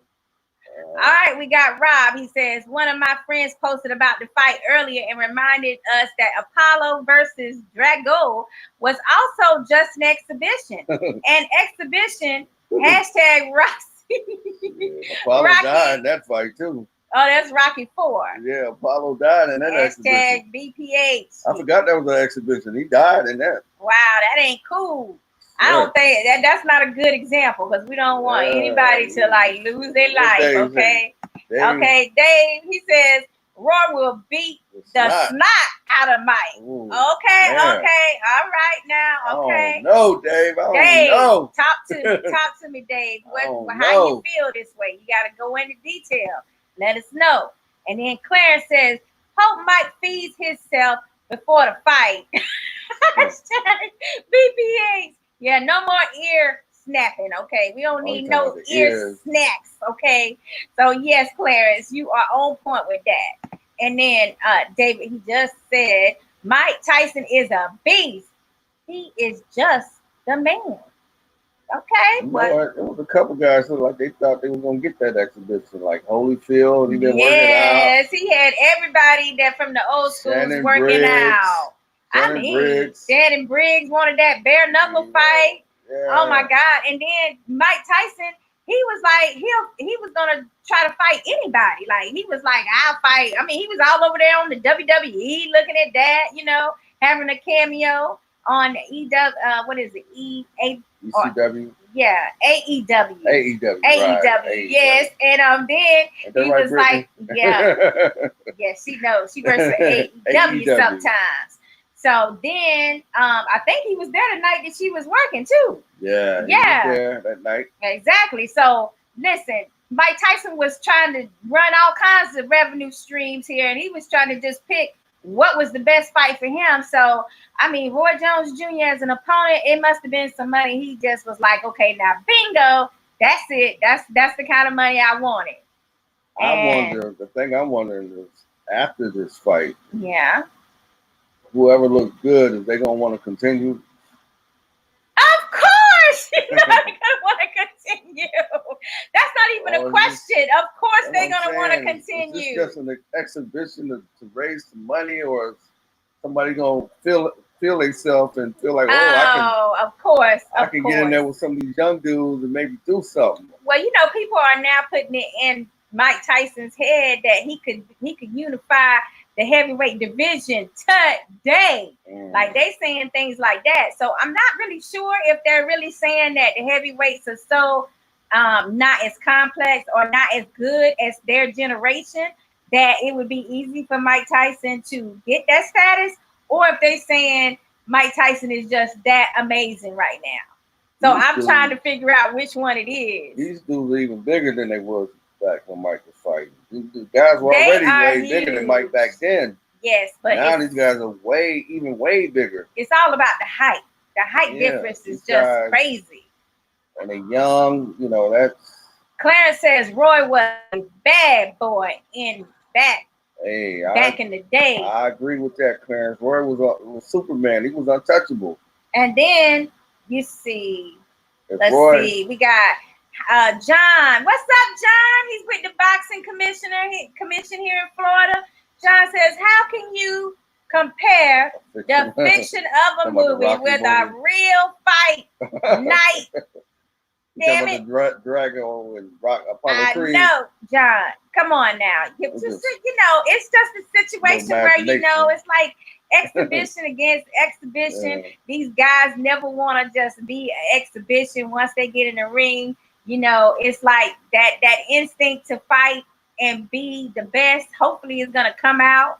So, you know, that's what they're making they're not really saying that it's like a movie, but come on, John, chime in. Who you got? Stop beating around the bush. We want to know, John, who you got? You got Roy Jones Jr. or do you have my man Mike Tyson? Who is it going to be? And for all the rest of you that's watching, including Rob, you need to answer that question as well. Because the thing is, I mean, Mike Tyson looked amazing in the video you posted just this weekend. I mean, with his yellow shirt on, okay, he was in there just dipping and bobbing and weaving and I was like, damn, Mike, what you doing? I mean, what did you think? Were you impressed? Oh, yeah, man. I mean, he seemed like he's still fast. He looked good, but like I told some other people, yeah, he can look good on that bag and jump rope and all that, but until you get in that ring and somebody throwing some punches at you and hitting you, it's a total different thing. I would love to see Mike Tyson come back and be dangerous and beat some of these young dudes. I would love to see that, but we just have to see, man. I don't know. Okay. We have to see. Well, Clarence I know says Mike taking care of himself. He dies. He took a line. Clarence. That's the line from that Rocky movie, I think. Yes. And then Tanya says thumbs up on that fight.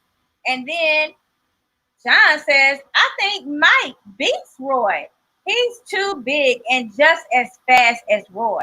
Well, you know what? That's an interesting point you're making, John, because we have to think about the fact that Roy Jones was mostly at middleweight with his titles, and then he moved up. Better chin too.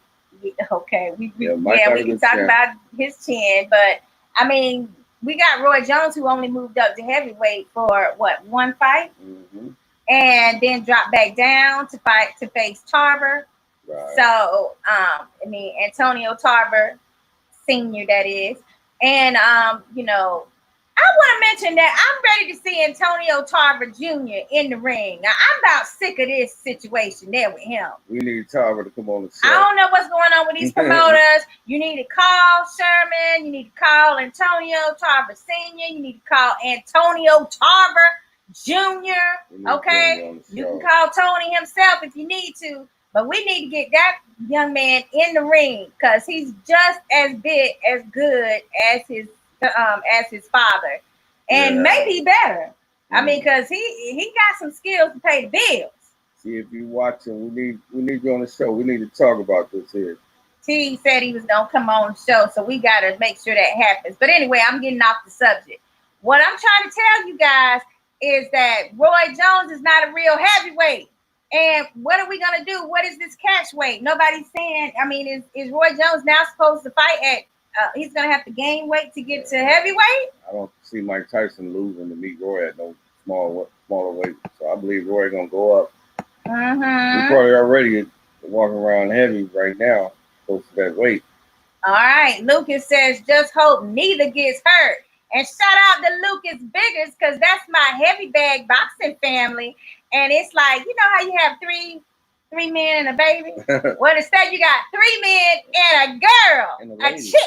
Oh, you want a 3 men and a lady. Okay. You got 3 men and a lady on Tuesday nights on Tough Talk Tuesdays, baby. And we come on at 9 p.m. Eastern Standard Time. So make sure you sign up for that page as well. And look out for the podcast we do. And that's 3 men and a lady. I like that. Yeah, I have to keep them in check, guys, because they, you know, you got to keep these guys in check. But sometimes Lucas is the one that has to ring us all in, because Rob and I, we usually get into it about something we don't agree on. So shout out to Lucas. But somebody might get hurt, Lucas. I hate to say it. And then John, he says, let's see. But Ruiz is not as fast as Mike. Okay, well, that is true. I mean, that is true, but I don't know. I mean, Mike looked fast. That's what I'm telling you. He did look fast, John. I mean, Ruiz didn't look that fast. Ruiz did look, I mean, so basically, John is like giving us the blueprint here that, you know, I mean, if Ruiz beat Anthony Joshua once, and he wasn't, John Ruiz that fought. Oh, he's talking about back in the day, Ruiz. Yeah, he's talking about John Ruiz. I'm sorry. Okay, you got to say John. He was slow. Okay, and Mike isn't that slow, so he's saying that Mike has a better opportunity to win here. Right. But what you think about what I just said? Say that again, what you said? Andy Ruiz. Fighting who? I'm saying Andy Ruiz wasn't as fast as Mike Tyson looked in that video. So if Andy Ruiz beat Anthony Joshua, why couldn't Mike Tyson that's fast do the same? This is where we come into the situation where they're saying that he could be a heavyweight unified champion again. That comes down to Mike's conditioning and stamina. Because I think, the conditioning is an issue, like whether or not he can last longer than 4 rounds. and he's older too. He might not be able to take punches like he did when he was younger. So that's true, but I mean, AJ would have to catch him, and he acting like he's too scared to punch right now. So it's a possibility. I'm just saying. You guys let me know. If Mike decided to do that, I think he needs to take some lesser fights and see. Well, yeah, build it up. Build it up. Don't just jump in there with somebody like that. Well, who in here thinks that if Mike Tyson wins or Roy Jones wins, that they are going to want to continue and actually fight some professional bouts if they can get it approved? How many of you guys see that happening? I see it happen. You see it? Roy can't wait to look good. You know, Roy, it was hard for Roy to walk away. He don't want to walk away. Yeah, definitely. You know, all he needs is to look good, and he feel like he's back in the mix. All right, so we got David said, Lord, I have tried to get Antonio Tarver Jr. on one of my shows before. Oh, man. I don't care, David. You got to try harder because we need to see that young man. Lord, I've tried. Lord have mercy, boy. Damn. That is serious. Okay, so Clarence McQueen says, trust, hashtag. And then He David, said true. True. Oh, I thought it said trust. True. I'm sorry. And then David Bowser, he says, I made a promise to Jimmy Williams that I would put Tarver Jr. on a show. Jimmy Williams, do you hear this? Like this guy, he has Jimmy Williams as a mentor. The late and great and legendary trainer, boxer. I mean, he needs to be in the ring, guys. I can't express this enough. I'm real upset about it. And then we got Lucas. He says, tough talk. Thanks for the shout out. You know it, Lucas. Y'all my fam. Okay, and then David Bowser, he says, laugh out loud, Lady Luck and Charm. Where, you know, I'm always Lady Luck now. Lady Luck. Mm-hmm. You know it, David. And then, let's see. Lucas says, it'll be Roy. You think Roy gonna get knocked out, Lucas? That's what you telling me right now. You see it as Lucas. Tell me, Roy is gonna get knocked out. Is that what you saying, or are you saying Roy is gonna get hurt? I need you to clarify that one because you laughing. All right, so okay, Rob, he's chiming in. He says, and you know what, Sakura, you were right. I am crazy to have gone on to Heavy Bad Boxing Stream and give you and Boxing Playhouse a shout out because we love Boxing Playhouse. You did do that, and I was like, that's the wrong podcast. I'm on multiple podcasts, okay? These are my main two, Heavy Bad Boxing and Boxing Playhouse. Okay, so now we got Clarence. He says, once again, if he dies, he dies. I'm sick of you. And not Roy, maybe Mike. Oh, he thinks Mike is going to die? Lucas says, yep. Are y'all willing to pay to see it? Okay, now we get to this infamous pay-per-view question on this bout. Would you guys pay for Mike Tyson, Iron Mike Tyson versus Roy Jones Jr.? And not only would you pay for it, but would you pay for it begrudgingly, or would you pay like, take my card? There's my information.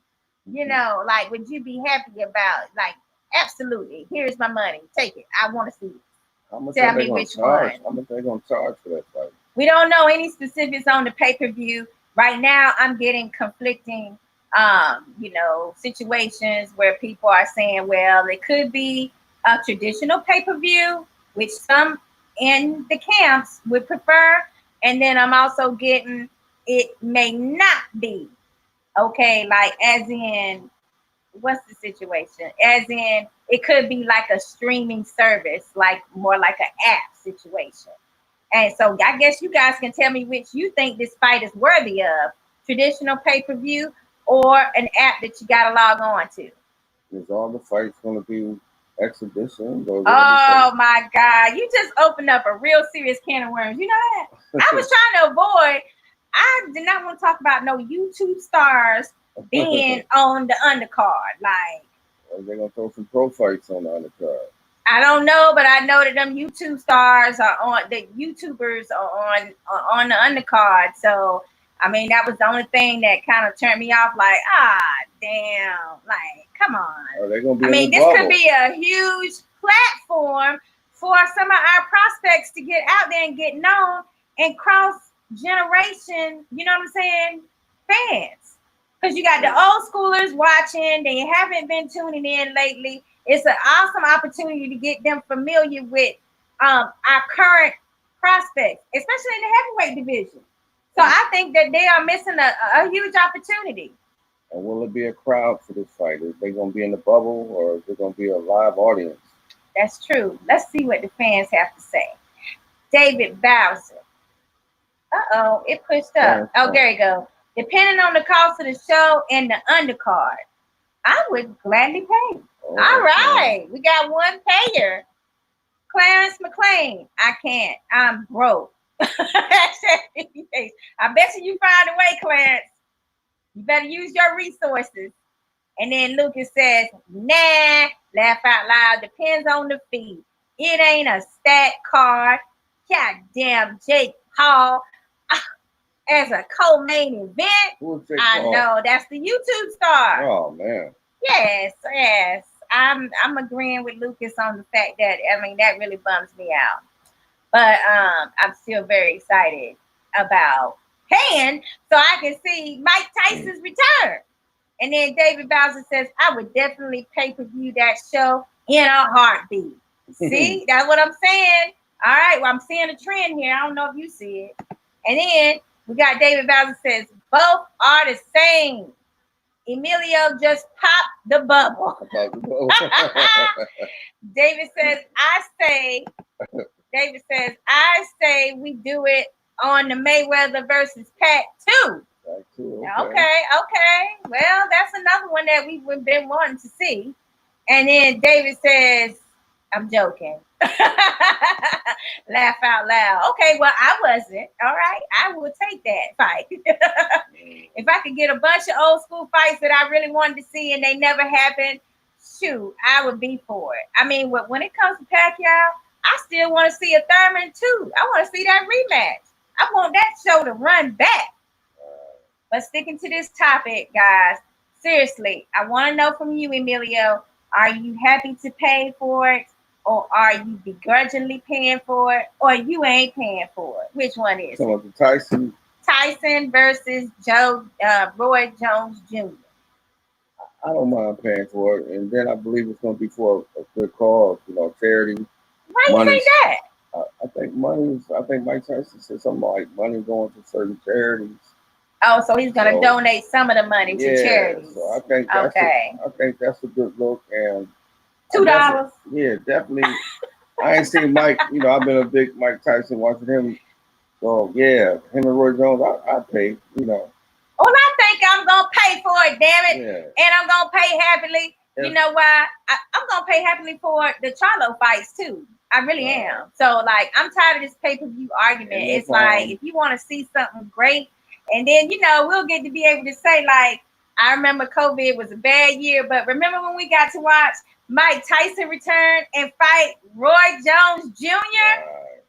This is going to be something we remember about that this year that isn't something so awful to think about, like people passing away, So personally, I think it's okay to pay for this one. And if we decide not to pay, we can always go over Ivan's house and watch it. We're going to go over Ivan's house, since he, say pay and support boxers. Or we can hook up with Dave too. We can hook up with Dave. Dave probably... he'll have a 70-inch screen or something for us. All right. He says, let's face the fact. The heavyweight division controls the public's views and overall interest level in the sport.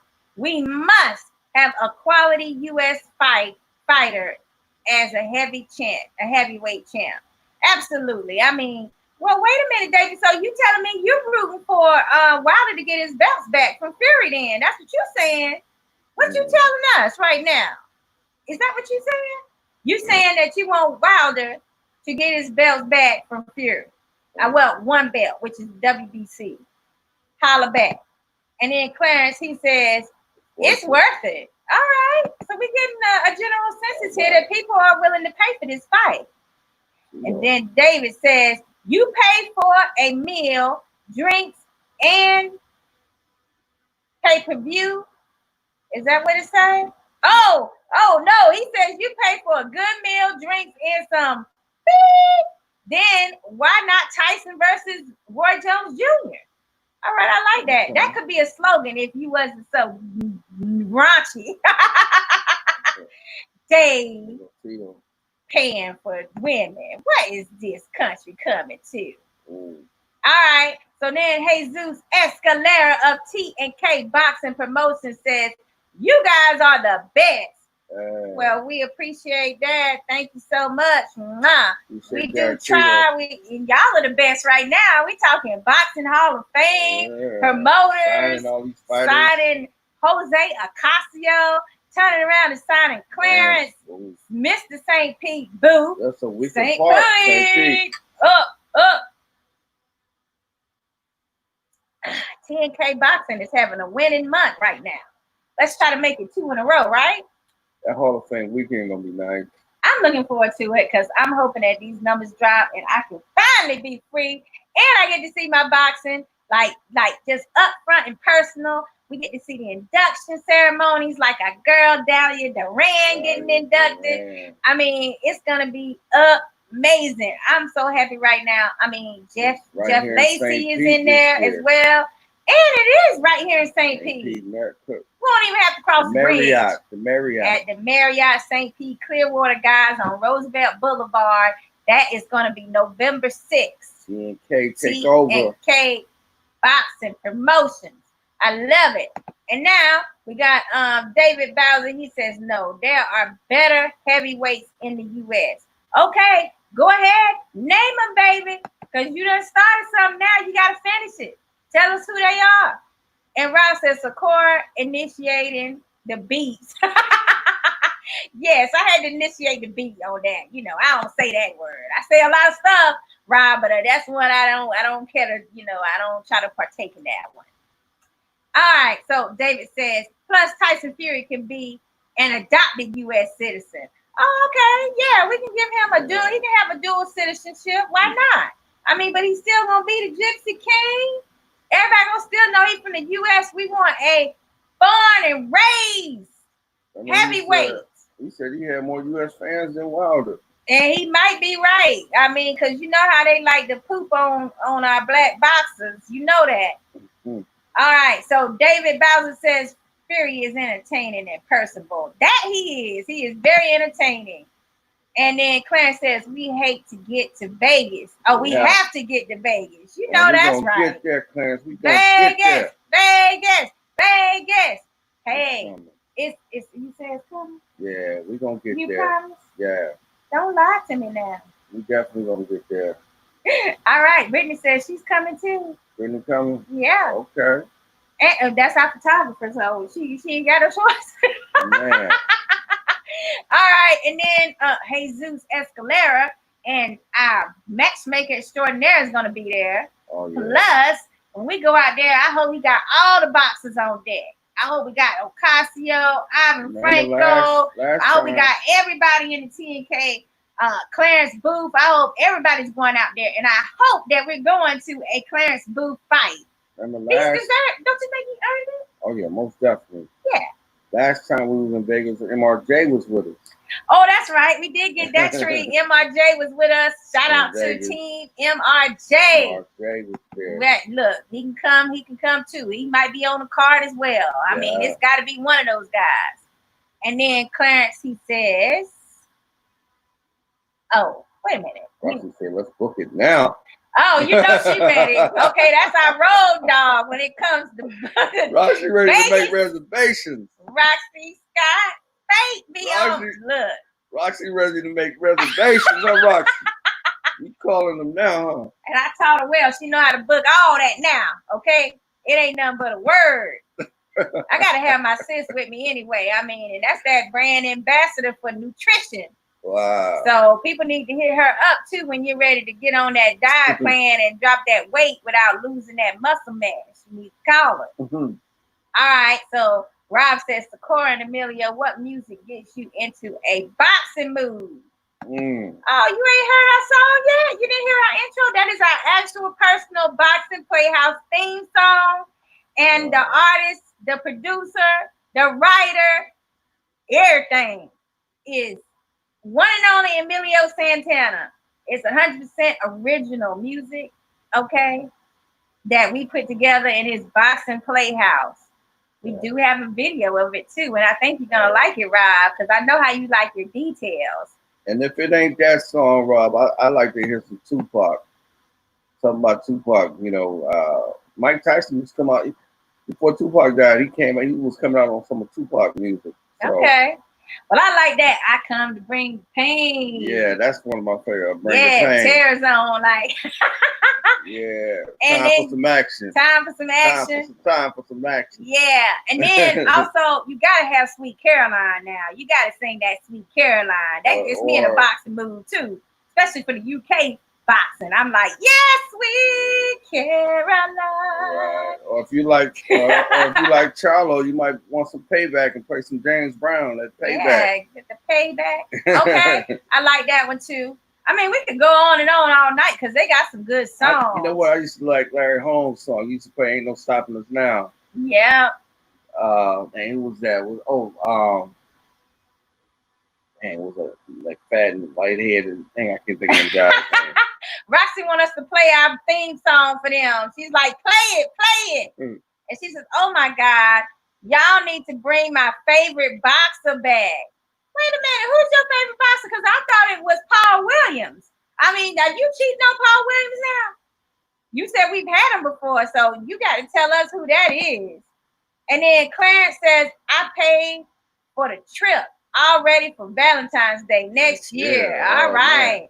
Clarence getting it romantic. See, he's trying to trick his lady into going out there for this fight, talking about, oh, baby, it's for Valentine's Day. Clarence, I hope next year we're going to go to, one of the shows, either the Barclays or Madison Square Garden. Right. We want to go to a New York boxing. That's the one I want to hit, man. I don't know if I'm ready for all the booze, though. I don't appreciate that. I don't like the booze, baby. The booze? Yeah, they like the boo bad. Like when Madison Square Garden? Yeah, they like in Barclays. They'll boo you. The New Yorkers are very honest. Like they boo your ass at the Apollo. They're very honest. They don't like what they see. They're going to let you know. It's like they just want to see some headbanging. They just want to see headbanging. They don't care about the skill of boxing and the fact that people are in there risking their lives, every time you step in there. So that's why I don't appreciate the booze. Right. Okay, he said, I paid for the trip. Okay. And then Roxy saying, play it.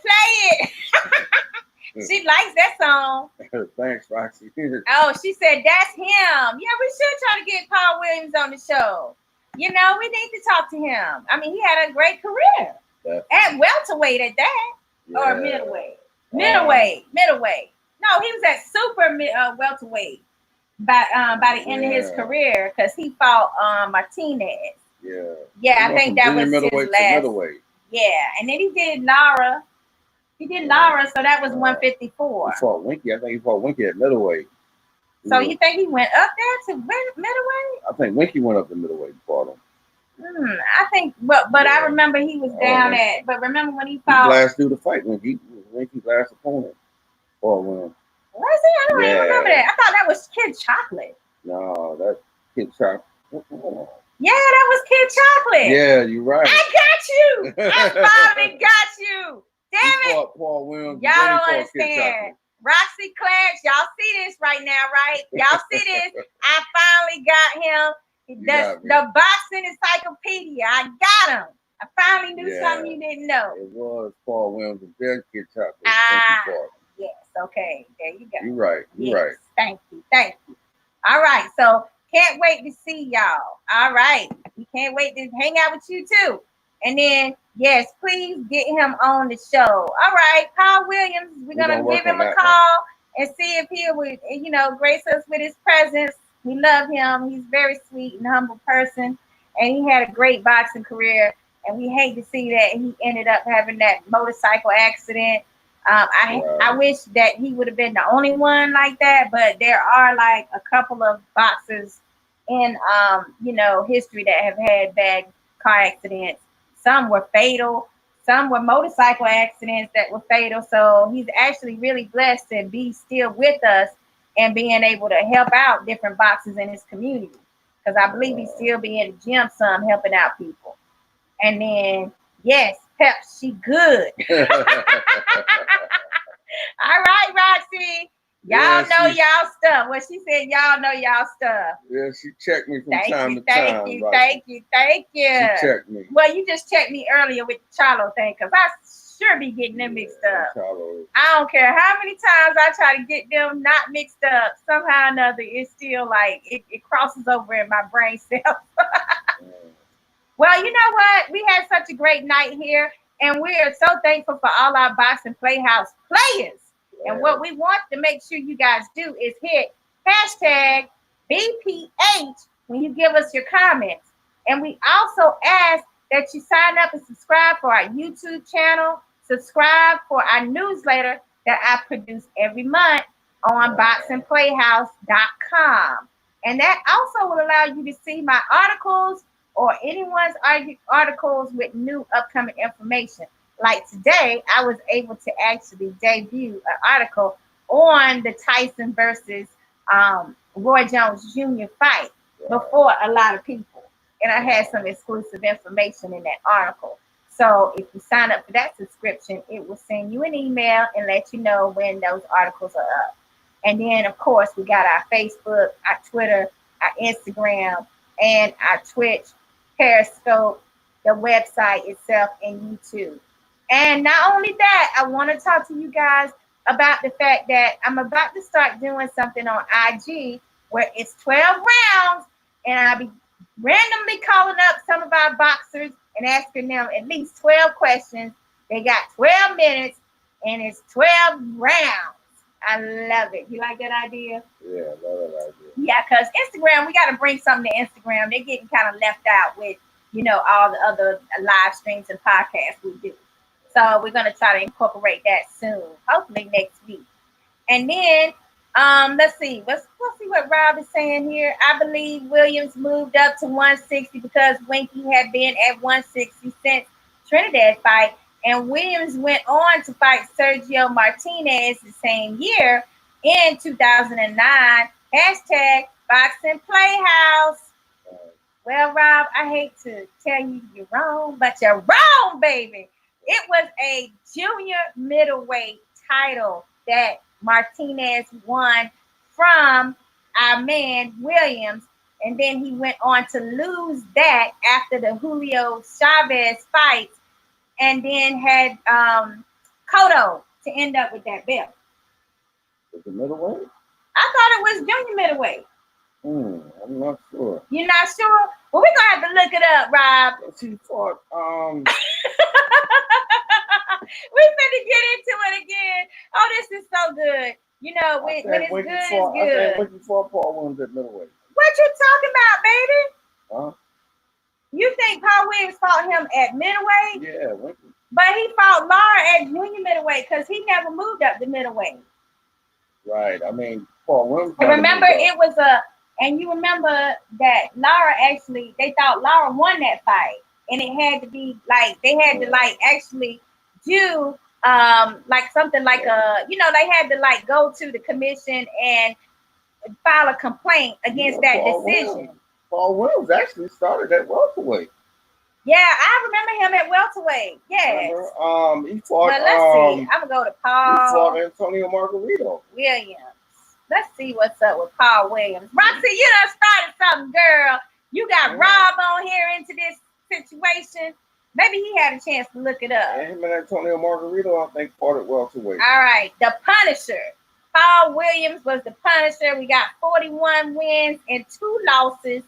We got 27 of those wins at KO status. And he was only knocked out one time, and we all know who that was. Who's the other loss?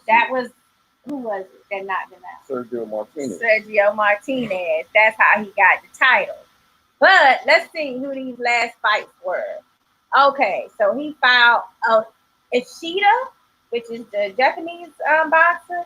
And then that was in 2012. That was his last fight before the accident. And before that, it was 2011. He fought Eris Landy Lara. At what weight? Well, it doesn't even say what weight it was, really. Let's see. Let's go to information. But I do see where Sergio Martinez was the fight before that, and that was the WBC World Middle title. So you guys were right, and I was wrong.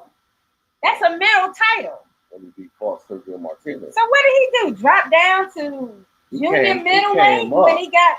I know, but then what did he do? Got back down to fight Lara? I think he fought Lara. Because Lara's never been a middleweight.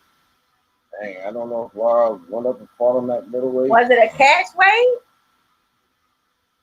This is an interesting situation here, guys. When did he fight Margarito? Because they fought at welterweight. Hold on a minute. Because, we're at Paul Williams and Eris Landy Lara. They were both 29 and 28 years old. Both were southpaws. They're not telling us how many pounds they were. Why? It says super welterweight contest. So okay, so I'm right about Lara's fight after Sergio being at junior welterweight. I mean at super welterweight. And then you're right about him fighting at middleweight with the title. Well, wait, he fought Winky at middleweight. Okay, hold on. Let's go back to Winky. We got Winky right. What deal with that? Let's see. It says 2009. 2009 in April, he fought Winky Wright, and he got that decision. It was a decision win. Middleweight. Middleweight. Well, see, that's what it's not telling us. Let's see. Let's go to the bout. Let's see. It says, yes, it was a middleweight contest. So I'm sorry, Rob. You were right, and I was wrong with the middleweight title. But I was right, and you guys were wrong about Lara being the fight after the middleweight title, and the fact that it was at junior middleweight. Okay, let's see what Clarence says. Clarence says, Sakura, what are you up to? 12 rounds? Hey, you know, we got to make that Instagram pop, baby. Pop, pop, pop, pop it. We got to get that pop over there on IG. I'm gonna catch these boxes off too. Like they not gonna be ready for these questions. I mean, they gonna have to really like the truth gonna come out. There's no time in the questions to have to do some politically correct stuff. Okay, you're gonna have to answer. Are these guys students of the game, or they just boxers? All right, so Roxy's like, send Paul Williams an invite for next week. Okay, sis, we might do that. You know, we may do that, but we do have a special guest coming next week. Are you excited about it? You excited? Well, guess what? It's gonna be amazing because it is like someone that everybody knows. Everybody's humbled by his life, and his boxing career was amazing as well. So we can't wait to bring him and his family on here. But I'm not going to tell you who it is. All right. So then Dale People says, Paul fought at welterweight, moved to junior middleweight, fought Winky, then fought Martinez middleweight. Right. Then he dropped back down to junior middleweight for Lara after that. All right. So I am not at Sergio Martinez for what he did to Paul. Oh, he said he's mad at Sergio. He's mad at him. Clarence said he's mad for what he did. I don't know. I like Sergio, man. And you know, he has a fight coming up in Spain soon. So that is going to be amazing. I can't wait to see him. I mean, maybe he got some knee replacements or something. I don't know. You don't need him. Shit. I don't know, but that's a fine man. I can't. Sorry, baby. You fine and everything. You know that. You know that. I'm just saying, Sergio Martinez, he know how to wear a nice suit too. You know my type. And then Rob said, you my type. Yeah, of course you my type. All right, so Rob says, really sad and tragic what happened to Williams. That cut his career short. It really did. He was supposed to fight Canelo that September before his accident. I mean, and that would have been a real money maker for him and his family too before that accident occurred. So once again, here we go with these bikes. I mean, we got Verdejo with the bike accident that set his career back as well. I mean, but I'm glad that he got that quick KO and set the tone for the rest of his career, hopefully. The other week, Diego Corrales, and he on another motorcycle accident, cut his career short. Yeah, definitely. Dang. All right, Clarence says to Emilio, get her Boxing Playhouse. He already got me, honey. Okay, and look at all this eye candy around us. I mean, I got Boxing Playhouse player girls behind me. I got ring girls everywhere.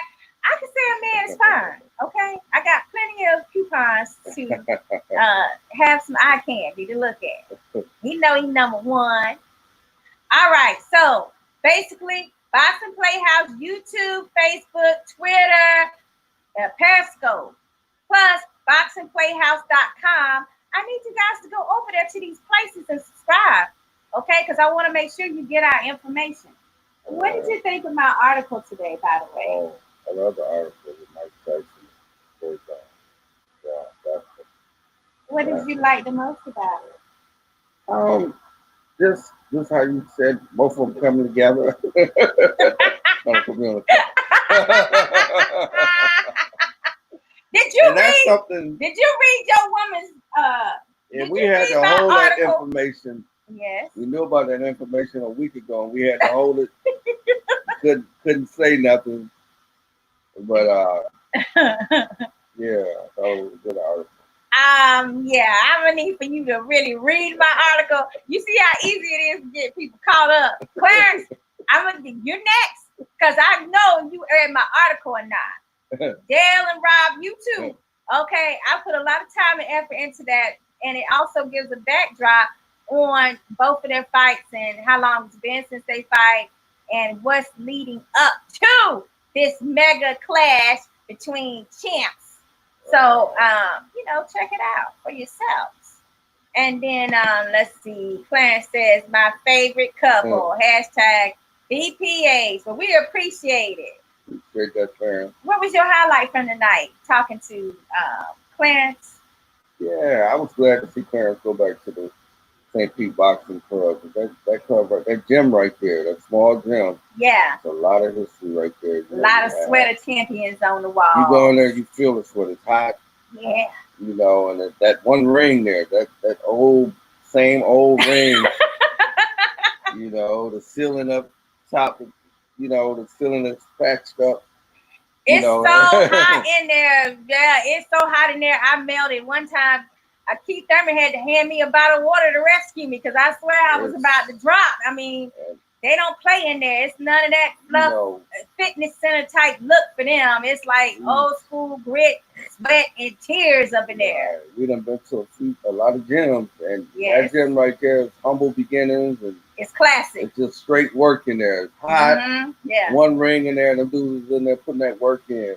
It's classic. Like, you done had some champions. I had Winky Wright come out of there.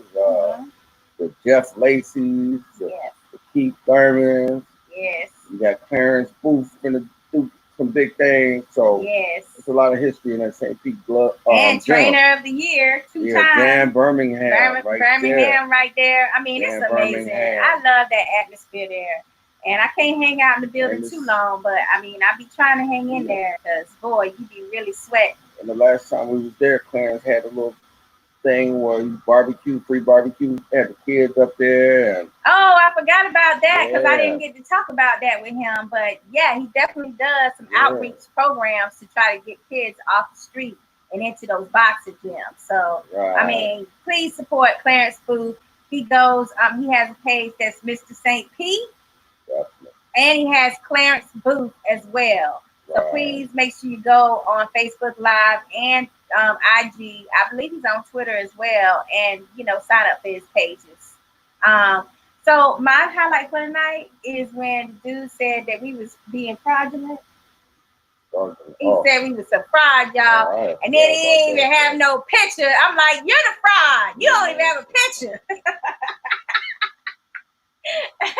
Well, sometimes, I just have fun with stuff like that. I didn't forget about that. Well, I like my highlight reels. That's going to be good. Now, I meant to ask Clarence if you got the little boys. I know you got some future champs.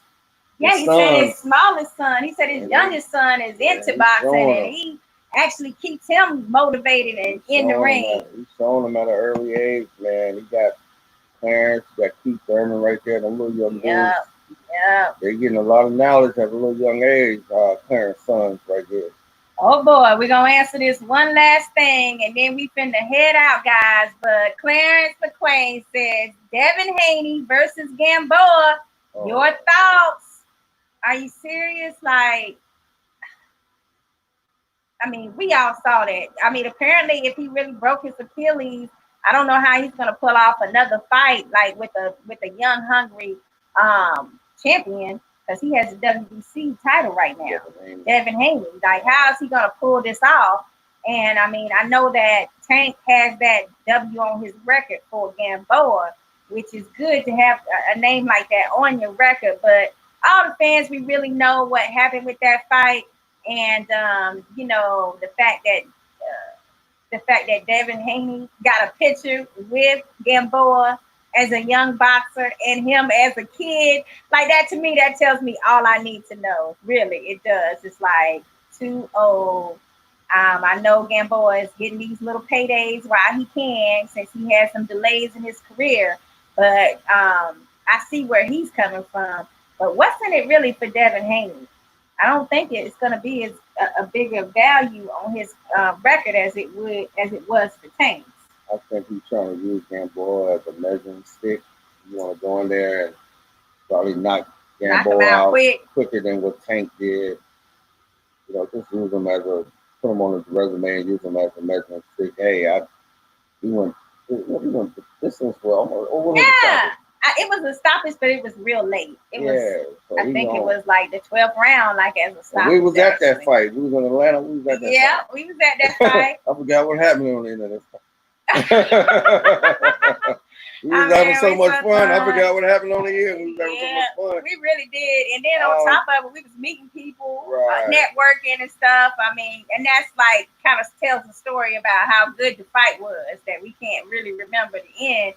So, I mean, pretty much I felt like he was injured from the second round on, and so it was easy pickings for Javante, and I don't see it going any different for Devin Haney, being that Gamboa still has that injury.